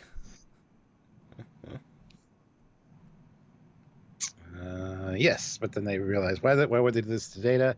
Also using the game for something other than pleasure. So, it's a plan. So they work that out, and she's. Yeah, that's it for that scene. Because then we're back on the bridge. Mm-hmm. This is where the alien lady ship comes in. Oh, and the whole replicate as many as you need, including, and not forgetting Mr. Crusher. And then Dr. Crusher kind of gives him a look. It's like, huh? I don't know. Just, yeah. I like the subtlety as well. They don't make a big point of it. Yeah, we can just make more. Because, of course, they would design them to be able to be replicated easily with easy materials, because that's how they spread. It's a cleverly designed ploy. And, of course, they'd want to make more to give to the crew. And, of course, the crew would ask for more because they only have a couple. So it's very logical that they address it. I imagine the audience may have been thinking where they're getting them from at this point, but they just address it. And I also love the framing. I wonder how many takes it took to have them all go to the turbo lift. It's like perfect framing, and creepy Picard just like, addict. It's very effective again. Fleet Pass Swiftback, $2. Was never a big fan of 24th century civvies, civilian clothes. They vary so much. Yeah. I don't mind either of these. I didn't like Chekhov's pink Quaker uniform in Star Trek 3, but with the big collar, which eventually they just lost later in the movie. But anyway. Yes. Phantom of Many Topics puts in $2. Thank you so much. Ashley Judd is still hot today. Good. Yeah. And then we get the the orgasm scene. Wesley. A shared experience. Shared experience. He's overplaying it. He's overplaying it here. He doesn't know how to act, I don't think. But well, Wesley's not an actor. Yeah. Yeah. But it's like, it's relax. He's no one winning. else is, no one in 10 forward's doing that. They're sitting there going like. But you could argue later. He's a boy genius, so he's able to win the levels quicker than anyone else. Oh, she's on level 5,000. He's over 9,000, Stuart. Oh, okay. Good call. Good call. I like that. But I love the way it plays here. Is that Beverly wants the best for him. He should join the team and play. It's all good, but Worf's there in case he says no. Yes. Yeah. Having Worf come in was a power move for sure. But it's not played anything more than what it is. Very straightforward, very whatever. And as soon as she says, "Hey, Wesley, I'm here, Mum," sees it, and they leave with a sort of a vague smile on their face. No more dialogue, no more whatever. It's like, they're on team, move forward. It's like the least you need, which is the best you could do. Yeah, you could have screwed this up by saying, "Oh, you've joined us now. You understand." Yeah. Like, yep. Not needed. No, nope. Just move on. Because they just want you to have fun. Yeah. That's the thing. There's a certain simplicity of it. It's just a really fun orgasmic game. That's why they call it Orgasm 4000. The Orgasmatron 4000. Yeah. I just like the simplicity of this scene. But of course they could make duds. And of course they shouldn't be wearing them from now on. And they will be wearing them from now on in every scene, won't they, Stuart? Because that will be the one thing they have to do to hide. We're gonna carry them with us though. But if they wore them, people would assume you're wearing them because 1,000 people are wearing them, Stuart. So you'd all wear them, right? I would. I would too. That's how I'd play that, yeah. Well, not play that, as the case may be. She's overdue for in engineering. She doesn't want anybody to get suspicious, so she heads down there, and he's like, "All right, start accessing the codes for the security tracking system. I got an idea." Yep. So that's her job. She needs the codes to deactivate force fields and things like that, which actually plays out really well in a second because they don't get it. Yeah. It's all for the sake of it, dialogue. She says, "Don't forget law number 91. Watch your back," which apparently she doesn't take her own advice, but that's okay. Wow, no. I kind of be thinking, you've not told him all of your laws, so don't forget means I'm telling you for the first time, so don't forget now. It's like, you haven't told him these laws yet. Maybe she went through a list of them. Who knows? They've had a lot of time together, maybe. Is that the foreplay? Maybe. Number 2. Number 83. Number 101. Wes is like, this is just... maybe. I don't know. But I also couldn't help but think that if they've been on a date night, and she's now needed for 10 forward, does that mean she was on a couple of hour break between shifts? Because they spent all night on this, which means she hasn't slept, which means she's been very tired, but doesn't feel like it's been all night and a sleep cycle. It's like, how do her shifts work? Unless she had 3 hours off. So when she's back on duty again. Yeah, because they're on a 4-shift rotation, as you find out later. Not 3. But then we see the Andrew Probert kit bash. Haven't seen it for a long time. Looks decent enough. Missing the big ball in the middle. The big ball. We get a fantastic shot of the cast. Patrick's very stoic and somber and feels like a postcard of the scene. And then, boom, here she is, Stuart. The lady from the intro with a different hair, with a Romulan, chair. Romulan chair and view screen, yep. Looking and bridge. Reasonably dramatic, and I like her acting difference. Not sweet and whatever, just hard-assed and vaguely military. I didn't think it was the same woman, so... There you go. Well done her, then. But I remember the first time seeing it, I was blown away by this reveal, which is quite fun. I remember that feel. Ooh! Oh, yeah! So I do think you forget about the first scene. You're so caught up in everything, you're just like, oh! Here's the lady from the start. We're all coming full circle. Did any of you guys like this when it was a reveal back in the day? Do you guys remember that? Yeah, let us know, guys. 7 more likes as well. We have 102 people watching with 93 likes. Let's get to 100 likes. Yeah. Definitely need more super chats if possible. So if you can super chat, please do. Great. But I don't like her plan though. Commander Riker, pilot a shuttlecraft to the Cleon system. You're going to rendezvous with the Starship Endeavor. And then, hand the device out on the ship.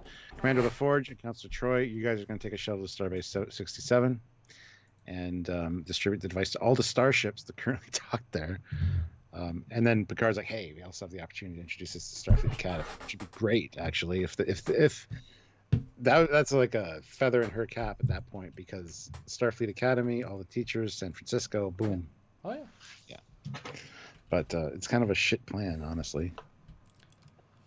Well, if they can act like themselves fully, I think the biggest problem is trying to justify why they've come to these star bases, just randomly. Shannon Nash says, "I thought it was stupid then, and I think it's stupid now. Hated this episode." No, can't see it. Apparently, she's from the same race that Wildman's father is from, except he has spikes and not a bone. Oh, well, it could be the males have spikes, because we don't see any male of this species in this episode. So, sure.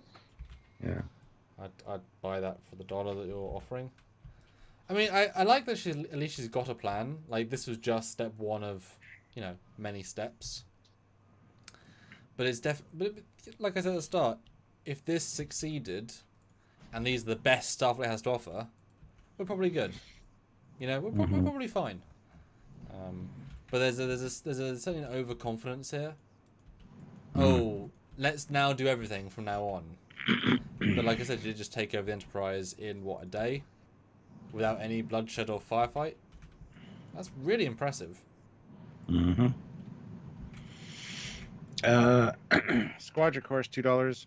Wouldn't this be an act of war? Oh, yes. Yeah, I also missed one. Marked Ashamed puts in $5. Thank you. Get the Golden Disc DLC. Only 5 strips of gold pressed platinum. Good. Yeah. I want a vinyl LP disc skin. Yeah, it would be an act of war, I guess, but it's probably I get the impression that this is like a pissy little planet. Like it's not like wide scale, like endorsed by the government kind of plan. I think this is like a rogue element that is trying to do this on their own. So I'm kind of in between. I think it is a backwater group that had a really good idea and a really good bit of tech, and did this as a launching pad to take over the Federation. I mean, they say the weapons are vastly inferior, but A, that's probably worth bragging because it's also an intimidation tactic.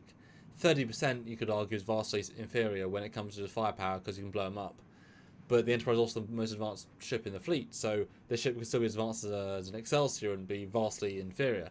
So I don't get the sense they're like a weak race like the later with the guy that makes their memories change and Macduff. There you go. Like, it's not that weak. They're a legitimate race that have legitimate things, just really aiming high.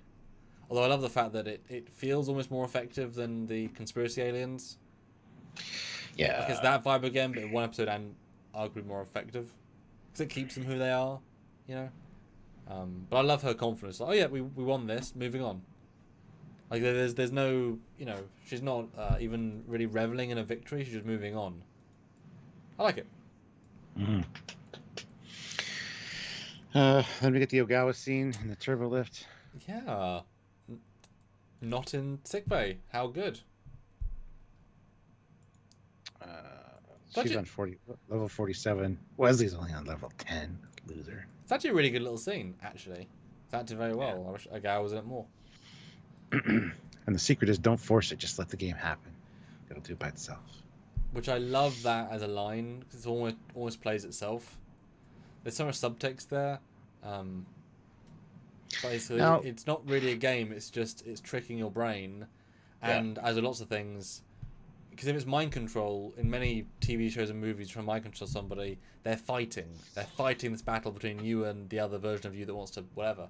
And she says, or when you learn to let go, you win the game. And so it's a very simple metaphor for, it's making me give in to mind control by playing a game that I think is good, and I get mind controlled.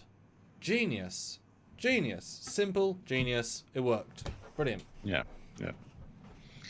This next thing that bothers me a little bit. He comes in and says, "I think we're good. I got one more thing to do," and she's just like, "Why is she so affected?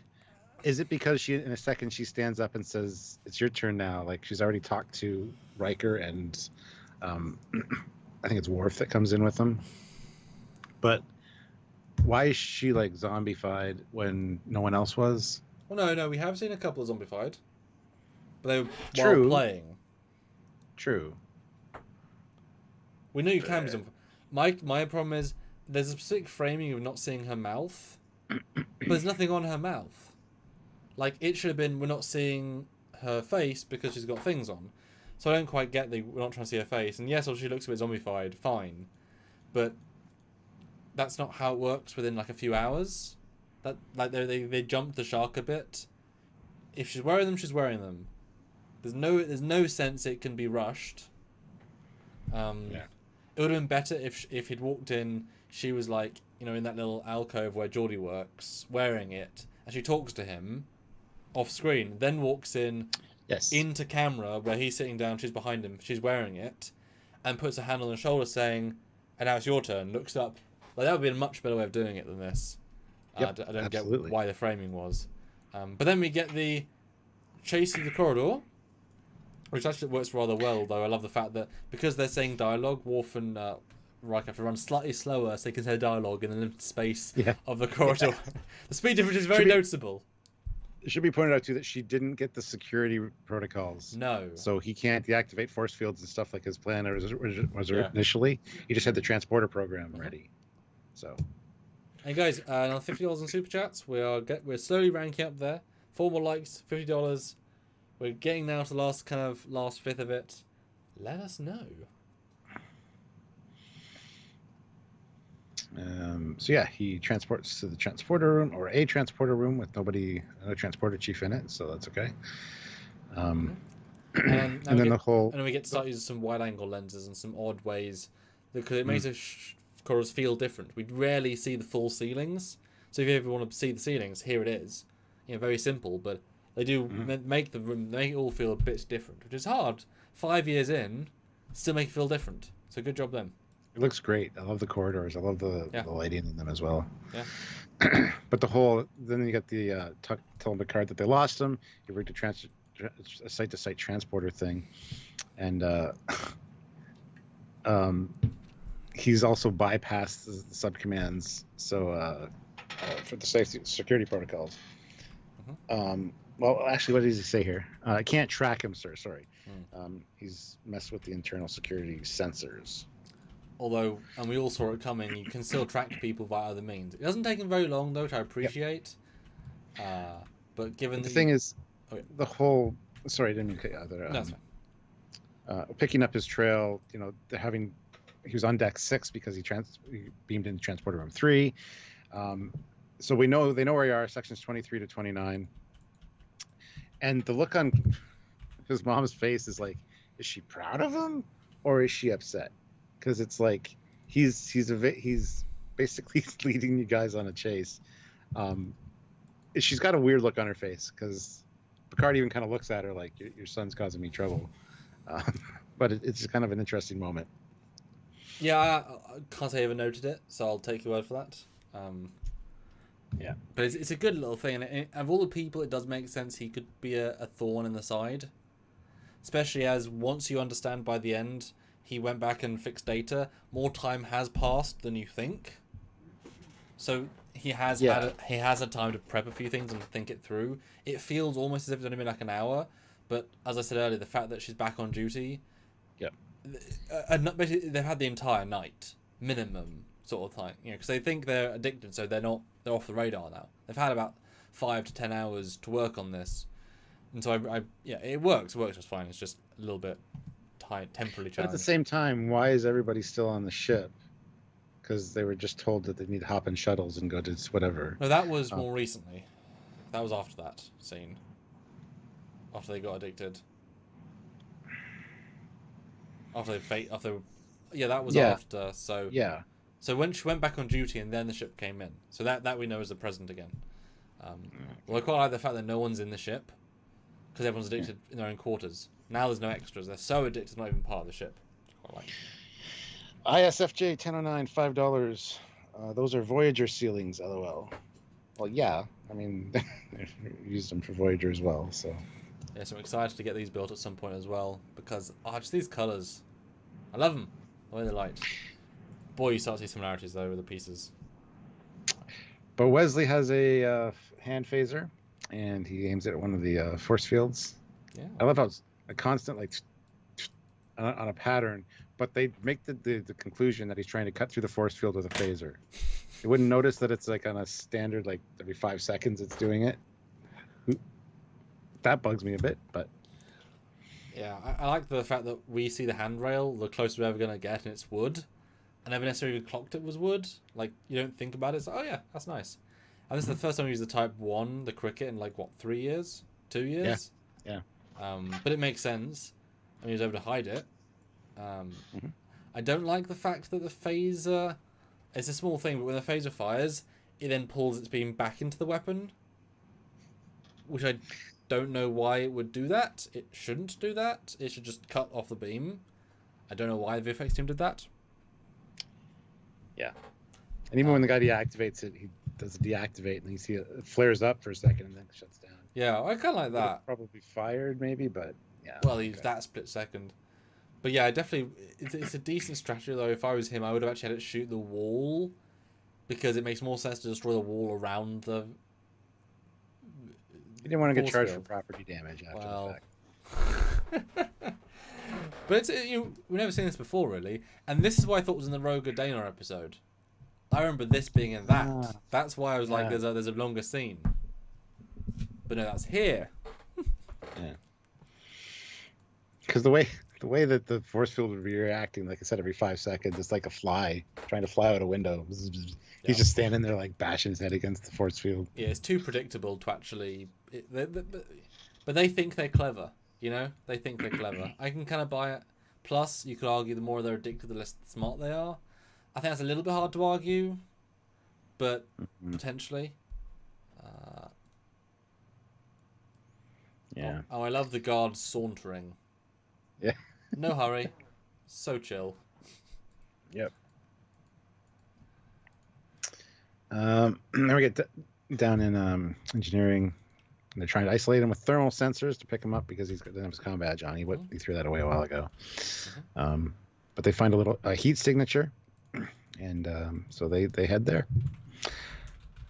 Again, really, it's cool seeing the schematic of the ship and the different areas that light up. That's really neat to see, and the reflections in it as well. Like the visual choices that they made for this episode are great, because you see the ceiling here in engineering as well, which you never really see. There's a lot of ceilings in this episode. Sick bay, corridors. Well, how do we film it different? Yeah. You know, speaking of Jeffrey's Tube, clearly we've now fully got the set. We're going to use it. So I like it. I love that they said he's on deck 26, and then Worf says he's on deck 27, and then you see him drop down. Like the next scene. Like he's going down. Yeah, nice. Didn't notice that. Yeah. And then we get a great moment, which is HD problematic. I love the tension built here. You genuinely feel it, because you know, like, he's got a plan, but the plan is running out of steam. He finds Worf at one intersection and Riker at the other, but you can visibly see the set extension painting behind Worf. He's literally in that part of the corridor with the door in the Jeffrey tube, and you can see the forced perspective, which you can see quite visibly in other episodes of Voyager, especially, because it's the same. But here, they're right, because they want to have a lot of that movement. Because they only have an intersection, but it's clearly visible. Like, that is a completely wrong angle. Well, yeah, but it looks like it maybe turns. If it turned, it would look okay. But as soon as I say it, like, oh yeah. Well, yeah, but it also looks like it turns to me. So right behind Worf, it just turns, so it's going that way. I don't know. Where those really don't work for me is in Deep Space Nine, because they got them at the end of the hallways to make the and they don't look good. They don't look like they're okay, but you can tell anyway. Yeah. But I like this little scene. It's good tension, having Worf fight the door. The fact that he wins is... I expect Data to win. I'm kind of surprised he wins, but okay. Yeah. Sure. And then Riker... all he can do is then grab the grate, which I was wondering, why is there a grate up there? Because you see it in a previous moment. It's like, oh, that's why. Yeah. But it's pretty dramatic. And then, boy, they manhandle him real. This is And he looks terrified. Like, yeah. They are giving it all. Speaking of, you now see the Enterprise de-sealing. I was just gonna say, just see the bridge and the ceiling on the bridge. Oh. I love the context here. Like, they put him in the captain's chair. You know, anywhere and everything. It's right. See, center of power, and he's the last one. It's such a powerful scene. It's so aggressive and so blunt and so dramatic, and you even feel Michael Dorn's hands on him, like stopping from moving. Because at a certain point he can't move. That's because the actor's not moving. Because obviously Michael's not really holding on to him. But you kind of feel the amping up. It really feels legitimate. And then, you know, even as the audience we're thinking, you know, he can just hold his eyes closed. Oh no. Although I wish they did a second take, because hold his eyes open, then he blinks. Well, if he's hold his eyes open, he can't blink, because he's not holding his eyes open. The actor's just touching his skin, he's blinking. So I hated that, because it's just like, he shouldn't be able to blink if his whole eyelids being held open, which means he's not. And there's a slight timing issue again. The CG of this is like just late enough that he's not fighting, but he'd be fighting the last second. So I wish that was retimed slightly, but it's a small thing. But he gets, well, you know, mind raped, game attacked. He tries to pull it back though, eh? Yeah. You notice they aren't going in, like he's fighting it. Yeah. But he has to give in. Yeah. Until the last dying breath, sort of thing. Yeah, it's very effective. And then he has to give in, because as we know, the game wants to win. The game is going to win itself. And just as he's finally getting good, the lights go off. He finally gets to have those fun game-gasms, and then things go to shit. Thanks, Data. Yeah, it's time for the rave. You're not wrong. Getting some of these screenshots, I didn't do it frame by frame, so I got like, wait, oh shit. But he uses the strobe light and takes everybody out of it. Which makes me wonder, why did these didn't have all the ship lights in the ship flash? They do mention in a second that all the terminals and displays, which will get most everybody. Yeah. But like, just what about the upper illumination? And maybe not strong enough for the right frequency, I guess. But off the bridge, my assumption is because this is the you got one chance to do this right data. So do it by yourself personally, then you guarantee. My only issue here is that they make a point of showing that they flash every single person, even though if they're all looking at data, it'd work on all at the same time, logically. Yeah. That's a slight complaint. It's a very minor thing, but it's a good payoff to the end. But I also wonder how many people Data had to put down to get to the bridge. From wherever he was, he'd have to walk through corridors. People would be like, Data? Or I don't know. But you see Wesley run around. It feels like everyone's playing the game in their own rooms. Yeah, but well, maybe. Yeah. I think honestly he wouldn't see anybody, especially as it would just be sick bay, turbolift bridge. Like it wouldn't, or like armory to get the light. Or the light would be in the sick bay. Like it really would just be like one shaft. Yeah. Oh, and it's almost too easy, but it kind of makes sense. I can buy it. And then he tells Worf to do a thing, and he does a thing because he will not question his superior officer that just saved all their lives. And then they didn't fix the visual effect goof because the tractor beam comes out the bottom of the ship, not the torpedo launcher. Oh no, I didn't notice that. They did had that before, but it's here again. That's not where it comes out of. There's dedicated tractor beams.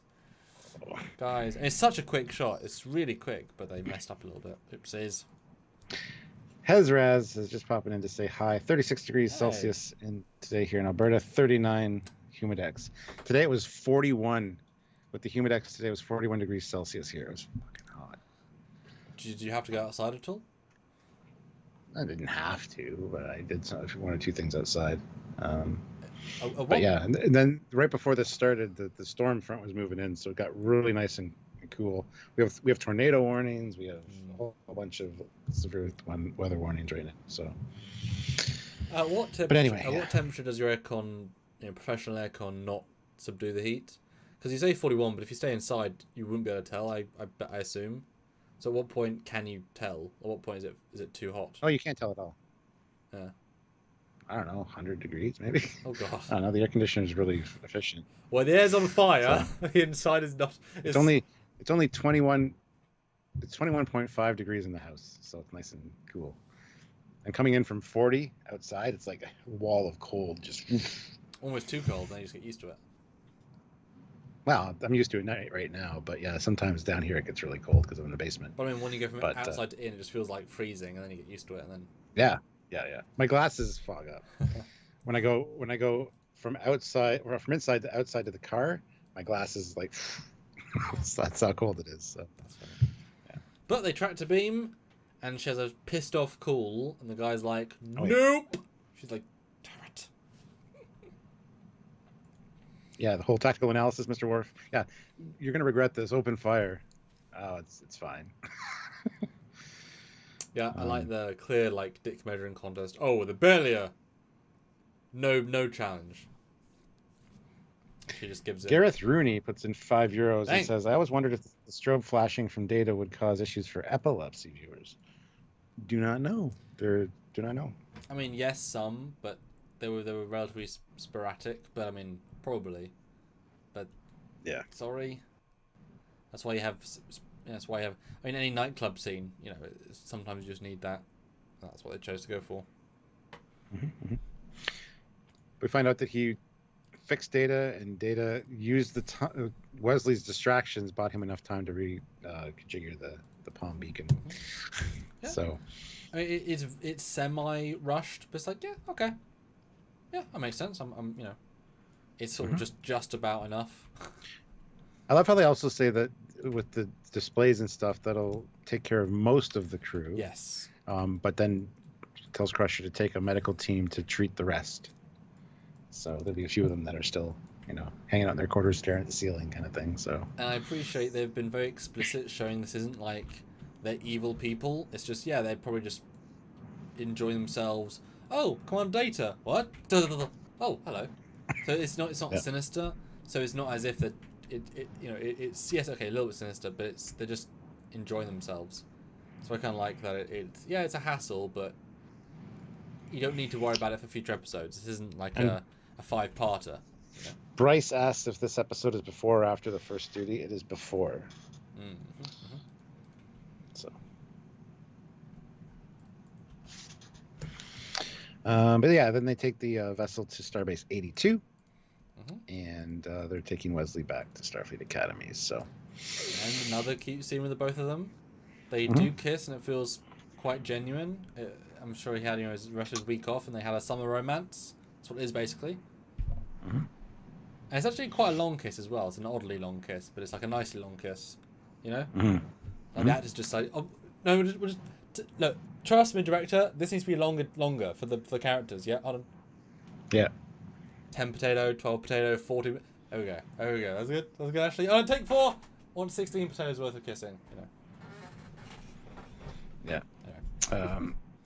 But he promises to write her and stay in touch, and she gives him the 102 rules all written down. Nice gift idea, I guess. And notably on real paper. Yep. Which is weird and cute, and not mentioned either, but real, because they really had something, and this is a real thing.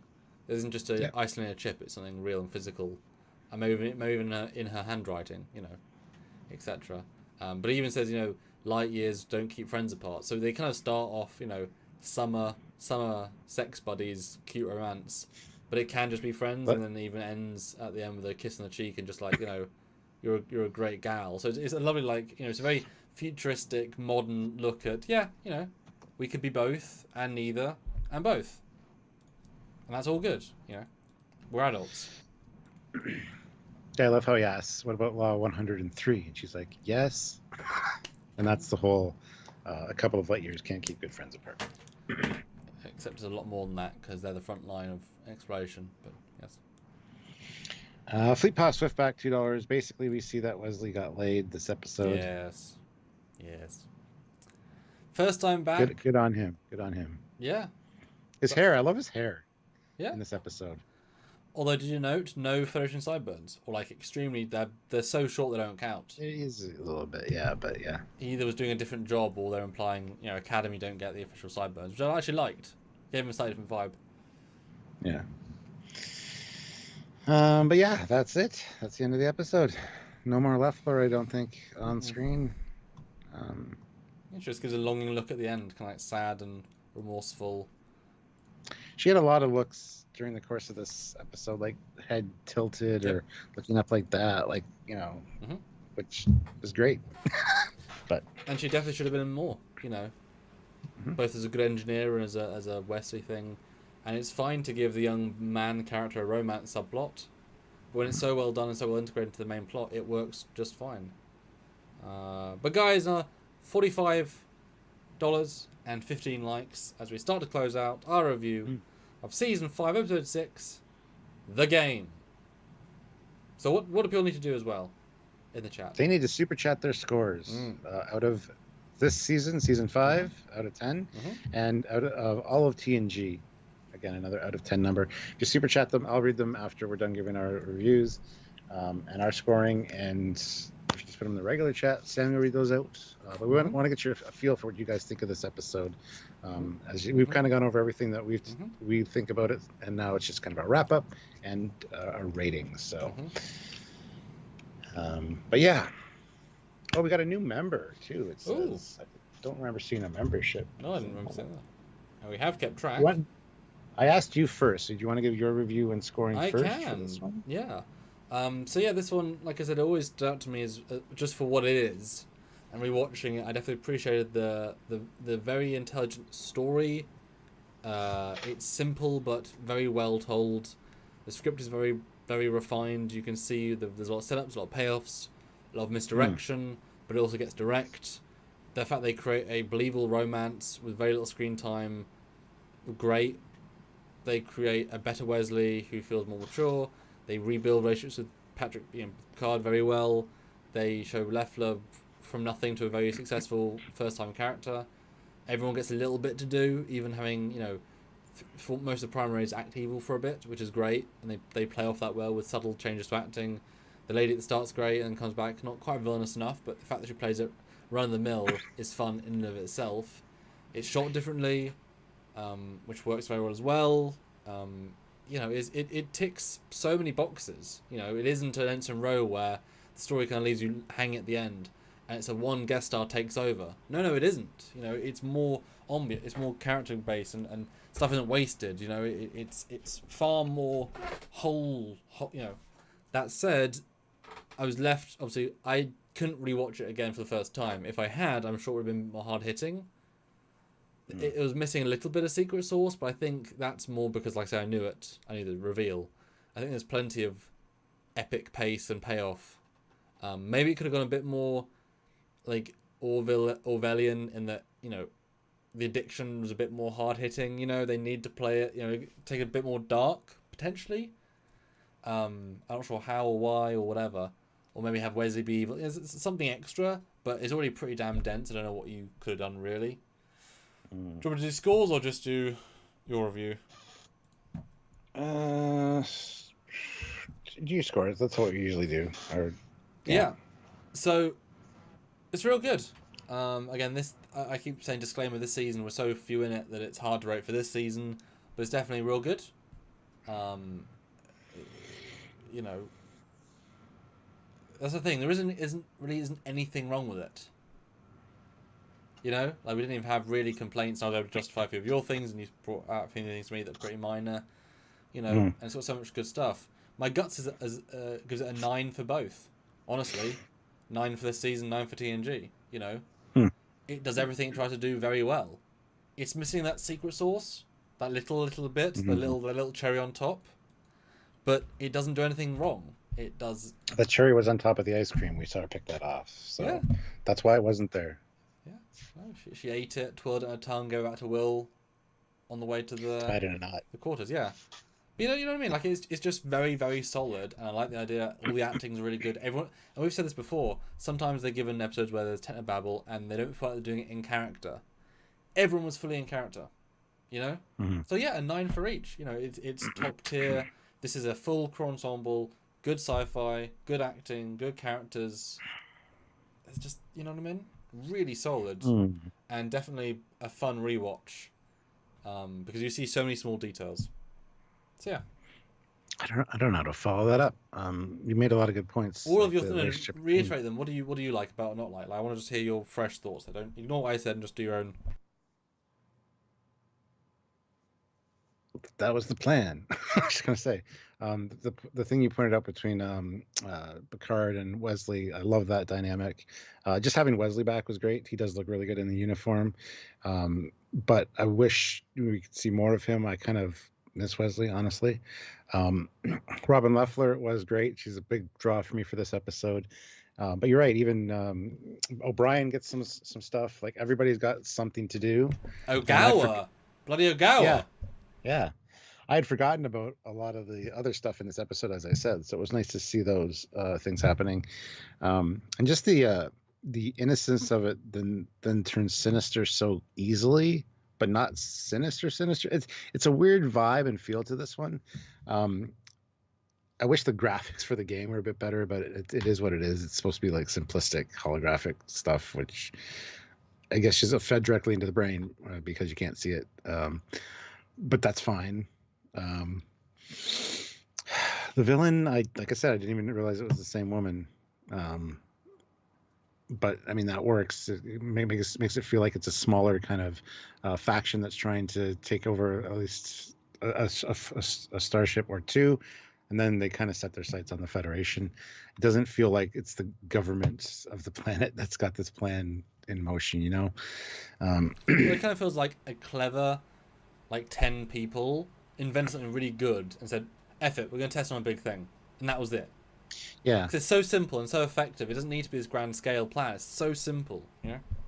Yeah. Could even be that they were just going to, any Starfleet officer on Ryza, and then they realized that Riker's there, so let's try that. Yeah. So, and the acting's great. Ashley Judd does a good job.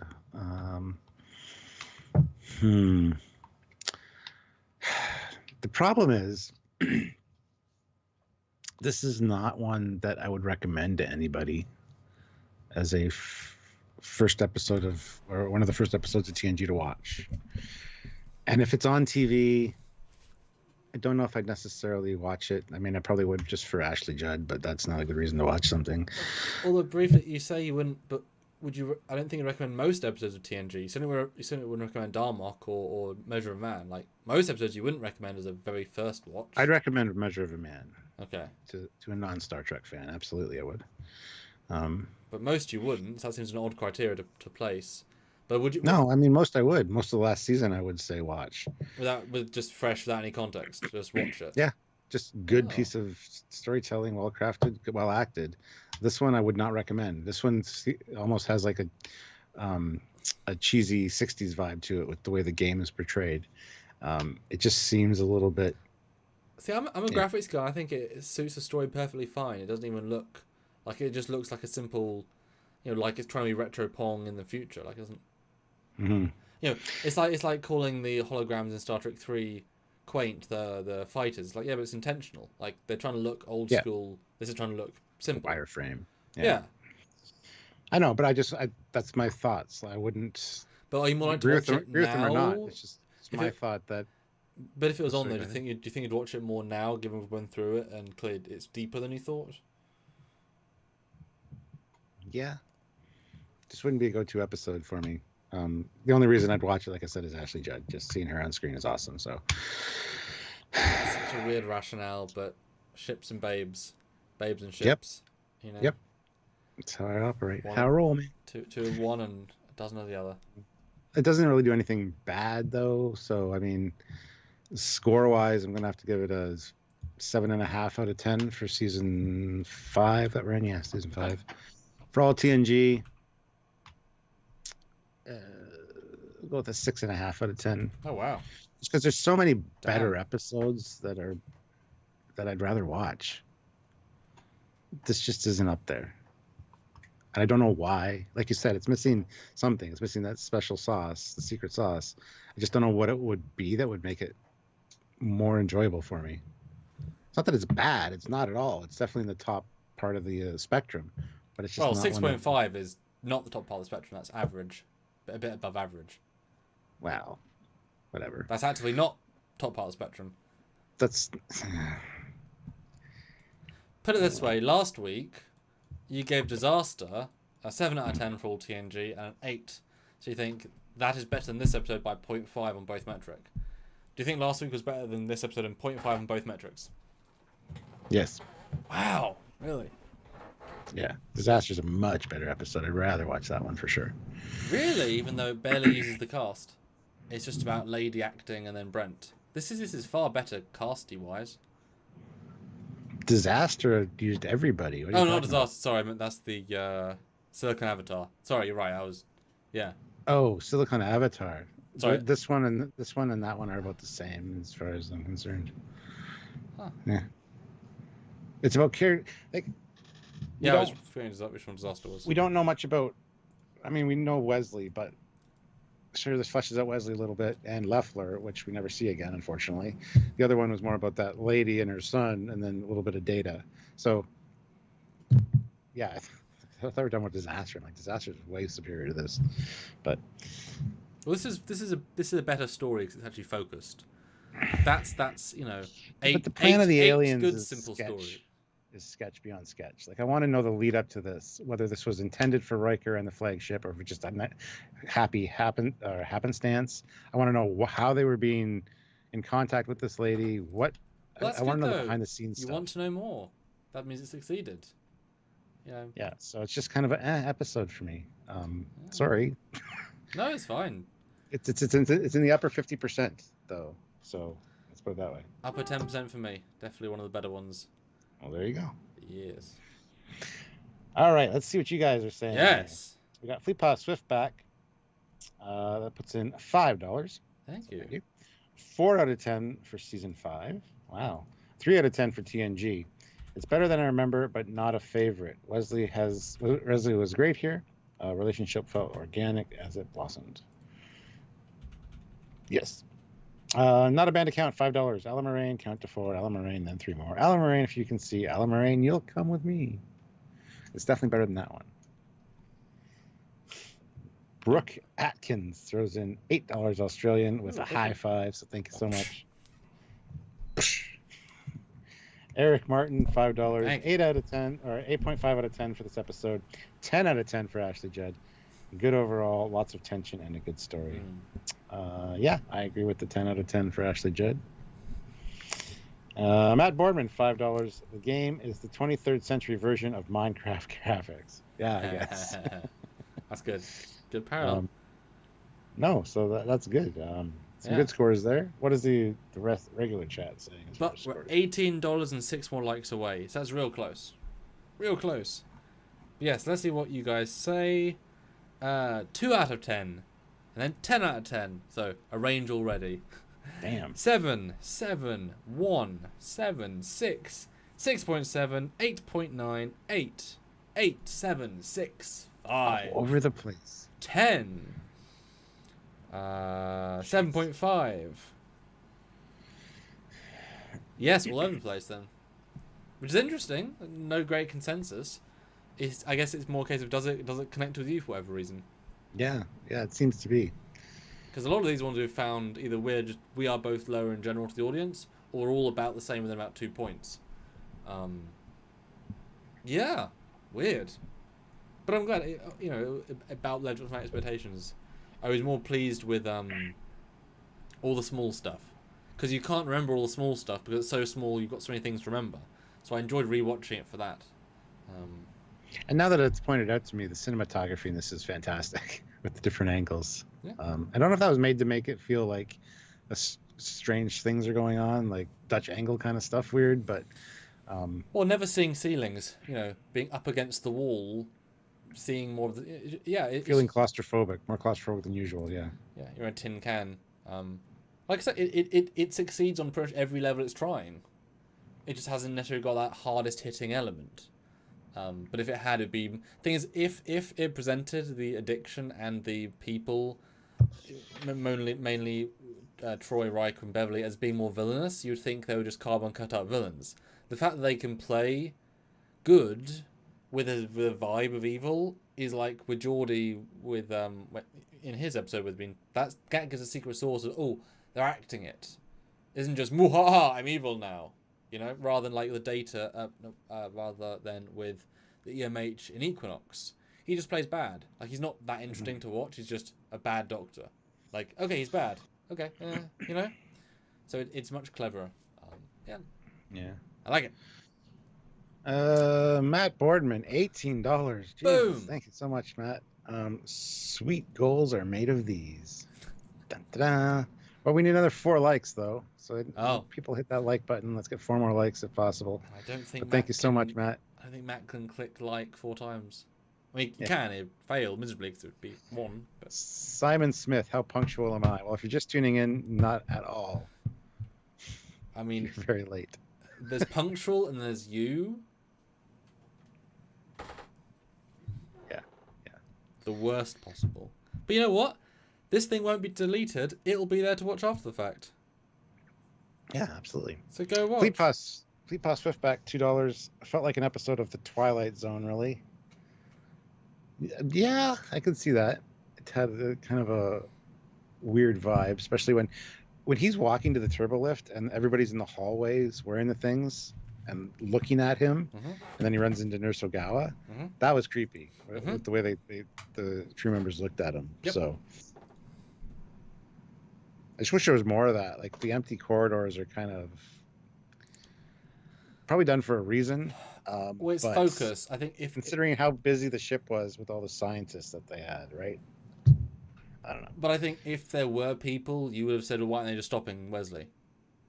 Because they don't care. They're playing their game. It would be creepier if it's like a zombie feel where like he could be grabbed at any time. Yeah, I mean, it's both ways, isn't it? Because then you can argue, well, if Riker and Troy and the main crew are acting fully professional, why is everyone else a zombie? You know, it's exactly. So just exclude them and make it obvious that everyone is playing the game in their areas. They lost the world. They've lost the plot. And Spock on. Nice name. How old are you both? Both old enough to know better, but young enough not to care. Younger than we feel younger than we are. I think both of us. Oh yeah, for sure. Probably by about a decade each, at least. But if you want to know, I'm 47. I just turned 47 in May. And I'm 28. Just turned 28 in June. Boo. There you go. Boo. Boy, you guys better show up to my drunk 30th, because boy, that's a fucking party. It's gonna be awful. Wait till my 50th. Oof. 50th birthday celebration. That's got to be a big one. So that's only 3 years away, man. Before we know it, we'll be in Picard season 5. Lower Decks season. What the hell would be on there? I don't know. Anyway, so yeah, we'll make another video saying what's happened to the Section 31 show. 6 years on, still in pre-production, eh? But they have scripts though. According to they have scripts, says Kurtzman. It's like, yeah. They've had scripts since my 20s. Yeah. Strange New World season 3. Yeah. Prodigy season. That'd be great. 3 more years, guys. Damn. And 2 more for me. 2 more likes. 2 and 2. Oh my God! The president has popped in. Olivia. Wow. Olivia Julius. There you go. There you go. Perfect. $5. Tomorrow is the last day of my away mission. I'll see you then. Miss you all. Oh. Well, I've seen you've been having a lot of fun, so keep it up and have a break. Have a Kit Kat. The second time in this episode we've said that. Yeah, this episode is not sponsored by Kit Kat. But if you're watching, no, Olivia has worked so hard to get freight to people all across the Americas. Boy, that's actually an important job, especially in the pandemic. So, I personally wouldn't want to do, however, God knows how many miles and hours of traveling. So it's a real important job because you can't fly everything to every part of the country. You got to physically move it, and that takes dedicated people who are willing to do that for everyone else. So real important person. Yes. All right, guys. We hit our 120 likes. We hit our minimum goal. Although another $17 would be great. Matt, I'm just kidding. Just kidding. But tell everyone what we're doing tomorrow. Tomorrow, we're having Vance Major on from No Budget Productions. He's going to be joining us live at 4 p.m. Eastern Standard Time, so it's an hour early, 4 to 6. We're going to talk about his all of his adventures on the Constar, the USS Constar. You get to ask him questions about his productions. I'm sure a lot of you have seen them. If you haven't, check out No Budget Productions. And he's a very dedicated Star Trek fan. So he'll be joining us live tomorrow. And Thursday's Canada Day. So actually, I can't do a live on Thursday. There you go. So we might Breaking have to do news. one on Friday if you're able to do one on Friday. If not, I'm not, but I might be doing on Thursday maybe. Who knows? Well, we'll figure something out. Yes. But yeah. Maybe just like print out a picture of yourself, and then put a mountie. Well, no, you got a camera there, another webcam, and you got my little crocheted Captain Foley. That's a whole thing, though. You can put one. You can put one on him. You can be in the lower box, and you can do the whole video. With a hat. Okay. That's a whole bit we're gonna do at some point. That's gonna be a really fun bit. Fleet Boss Swiftback, $2. Thank you. Stuart they were $35. Thank you. And Sergeant Montgomery, $2. The Snipe. Oh yes, I forgot about the last super chat stuff. Sergeant Montgomery has that there, so awesome. Anybody else interested? You can do that now. We certainly encourage it. You do, even if it's $1. Would you? You could buy that for $1. There you go. That's what I was going with that. Yeah. You saw. You knew. We have the same jokes sometimes, Stuart. I don't know if the audience have noticed. Yeah. Dan23 says Top Gear thumbs down. Don't know why. Top Gear is great. Well, it was great. The new people are idiots, but Grand Tour just moved to Grand Tour. I thought part of the reason people love the original guys is because they're idiots. Yeah, but the new ones aren't good. Is what I'm saying. Not entertaining idiots. They're just. Yes, they're not Jeremy Clarkson, Richard Hammond, and. Or probably part of why they're so beloved, and I never got into Top Gear, either, was because they were coming from an era where you could say more inappropriate stuff successfully, which means they gained a following for being interesting. Nowadays, doing a bit of get away with the stuff. I haven't seen obviously their Amazon. I mean, are they still as blatant in their Amazon version, or are they more toned down? Oh yeah, they're actually kind of worse probably. Oh goodness, because they don't have the shackles of the. Yeah. BBC, whatever the hell Top Gear is owned by. And actually, Jeremy Clarkson now has a new one on Amazon called Clarkson's Farm, because he's doing farming on his 100-acre farm that he bought in 2008. Yeah, it's actually really good. It's actually really good. I really enjoyed it. And of course, the tractor he bought was a Lamborghini, because Lamborghini makes tractors. Lamborghini's made tractors before they made sports cars. So. Anyway. So they diversified their portfolio quite drastically then? Is what I'm hearing? What's that? They diversified their portfolio quite dramatically. Oh, yeah. Back in the day. Yeah. Well, that's a good idea, though, during the pandemic, because you just go and film at his farm. Mm-hmm. He talks at camera they started filming it before the pandemic, and then the pandemic hit midway through the filming. So it was really interesting to see his year of farming. And he's been renewed for season 2. So... Stupid, I love it. It's so stupid. It's a good show. I suggest you watch it. Do you learn something about farming then? Is he smart? You learn quite a bit actually. Nice. And things that I grew. You saw where I grew up. You saw where my parents are. There's farms all around. I was learning stuff about farming from this show that I didn't know from all the kids that I went to school with that were farmers. Like the lines in the middle of the fields. How there's lines and lines. Those are for the fertilizer things to drive down and not destroy the crop, because of 25-foot arms for each side, so they're spaced a certain amount apart. So I didn't know that. It's cool. Pat your quaint little head. Oh, thank you. Watch it if you guys are interested. If you like Jeremy Clarkson, you'll like it. It's good. This episode of Trekyards sponsored by Kit Kat and the BBC. No. Or Amazon. That's right. Speaking of Amazon arriving tomorrow, which I finally double checked to do my camera. They finally made a new a cage for my new camera, so that's arriving tomorrow. Look forward to seeing how that goes. Sweet. Well, we will see you tomorrow, and I'll probably see you on Thursday. Until then, he is forever Captain Foley. I am. And he is till Friday, Commander Cockins. You can't be forever. You're only till Friday. You're getting canceled on Friday. Just saying. You're going to say something grossly inappropriate and not PC between now and Friday, and you'll be canceled as Commander Cockins. So. But then I'll get renewed for season 2 on Monday, right? With Amazon, yes, and not YouTube. Yep, that's how it works. Boy, that was a long one. That was a long first season. 5.5 years. That was a long first season. Jesus. Anyway, guys, this is the season. This is the season 2 haircut ready to go. Just yeah. This is the demoing it for the audience. And I'll have a new sidekick and partner. Jesus Christ. Cool. Yeah. Bye, guys. Maybe I'll just quit, just like Richard Hammond and James May did. Because anyway, bye. Bye.